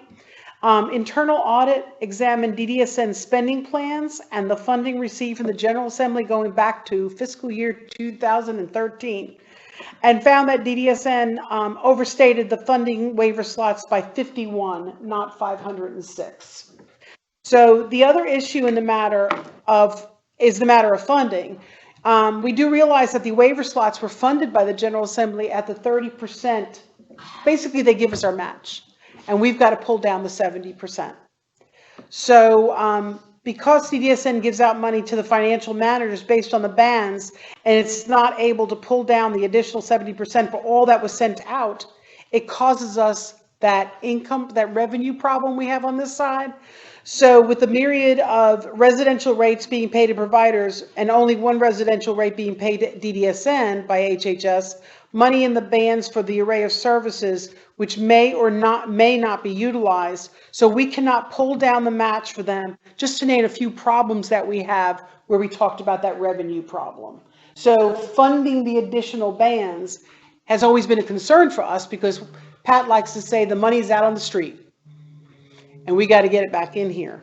So once we flip the band B's and I's to fee-for-service, and being that 68% of the people that are on our waiting list are children under 21, we think that that funding issue might reconcile itself at that point so that we can continue to give out those waiver slots. The investigation brought to light another issue that we have identified before, but has gotten lost in the shuffle with the change of case management to an EI to fee-for-service. We all know what a project that was if you were around. And now the COVID issue. The problem of pending enrollments was once again highlighted by the internal audit review. There are 1,099 waiver slots allocated. That means an individual has been given a slot. It does not mean they are enrolled in that slot. And it could be for a lot of different reasons, like Medicaid eligibility being one, or the individual actually not deciding on, do I want the slot or don't I want the slot? And so they're holding it. Many of these are pending enrollment after a year, which is a very long time. At the last case management work group, Lori Manos outlined a plan to the case managers to get these cases through enrollment as soon as possible. So to recap that plan, as of June 1, we had 585 people pending greater than 6 months. We had 104 people pending greater than a year. So you can see where that problem is starting to show itself. Last number. 104 greater than a year. The average days pending is 393 days.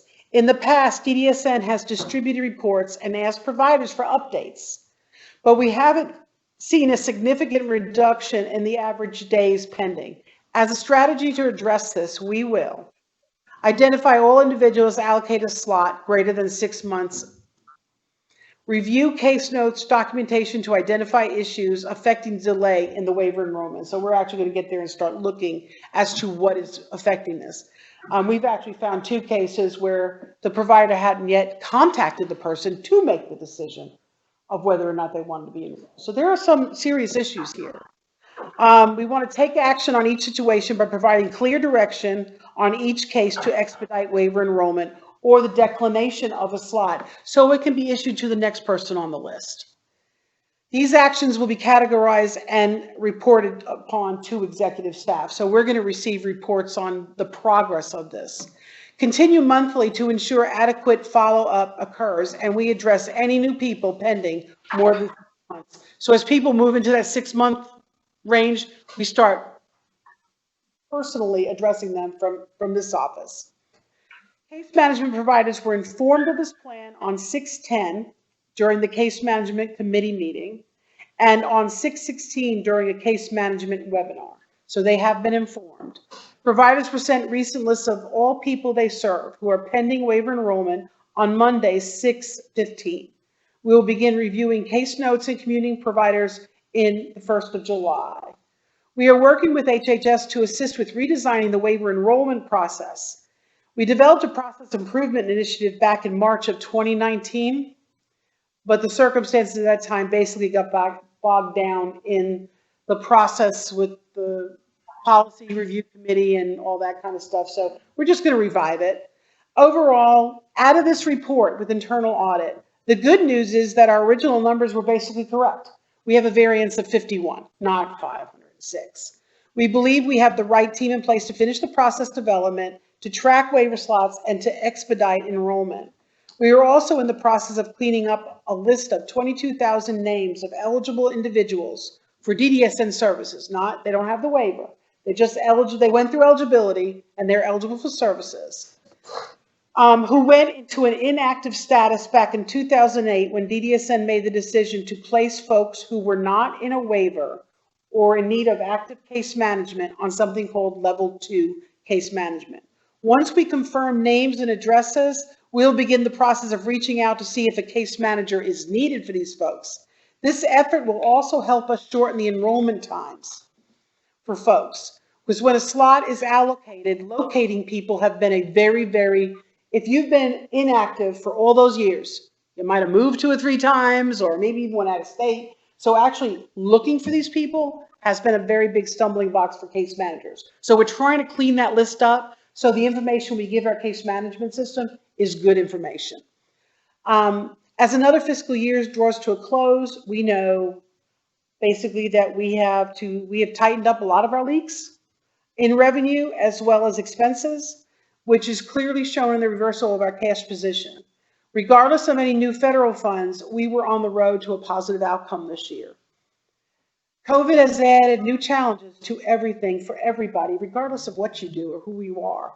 And our funding mechanism of capitated funding has added another level of complexity to what is already a complex funding, what pot of money can you get, what can't you get, and are our folks eligible because they're getting funded for services. But I do want to say that we should be very, very proud of the leadership and the staff of those providers who have actually had to deal with positive cases in their facilities. They have done a heck of a job, and they have really, truly risen to the challenge. And even of those who aren't dealing with positive cases, just reaching out to those in their community and doing the things they're supposed to do, they have really showed a lot of creativity and get up and go and thinking. And as we move into the next phase of figuring out how do we get people back into the day programs or maybe redesign our day programs, we're going to need that creativity and that ingenuity to move forward in this. The PD Center leadership and staff have also done a wonderful job to meet this challenge. I'm really proud of what they've done. Through all of this, we continue to walk down a path to tackle real issues, some here from past decisions and some based on challenges of future service delivery needs. The team here at DDSN is committed to meeting those challenges, even as we tackle perceived issues as well as real issues.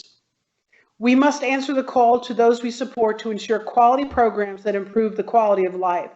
To that end, we are in the process of revamping our entire quality management system over the upcoming year, to get away from mere compliance and to get down to actual quality improvement. DDSN is in the process of developing a risk-based continuous quality improvement strategy in order to improve services to all persons with disabilities and their families in South Carolina. This requires consideration of the principles of our vision, our mission, our values, and our principles in all the work completed by the Risk Management Unit. DDSN is in the process of reviewing key elements, policies, procedures, technology, organizational structure of not only our risk management system, but how the provider network is ready to implement these changes. And we want to do this to best serve our persons with disabilities in South Carolina. We are committed to helping organizations adapt to new ways of doing things, provide training, and develop future leaders in the field. We are committed to continue to tighten up our own ship along the way, improving our processes, communication methods, and oversight. Our goal, first, last, and always, has to be quality supports for our service recipients and accountability to the generous citizens of South Carolina who support our efforts. That's my report for today. Thank you. Chairman. Yes, sir. David here. I had asked for the executive committee meeting, but I think the issue has been taken care of. And so I withdraw my request for an executive committee meeting. Okay, we'll get to that in 1 second. Did anybody have any questions for Mary about the state director's report?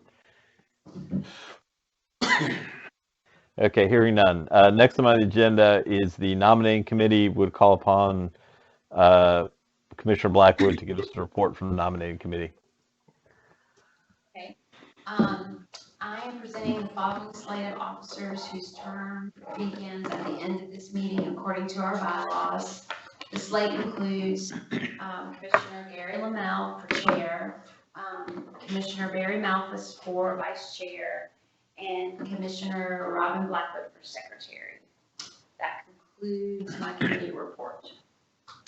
Thank you for that. Are there any additional nominations from the floor regarding the officers? Hearing none, our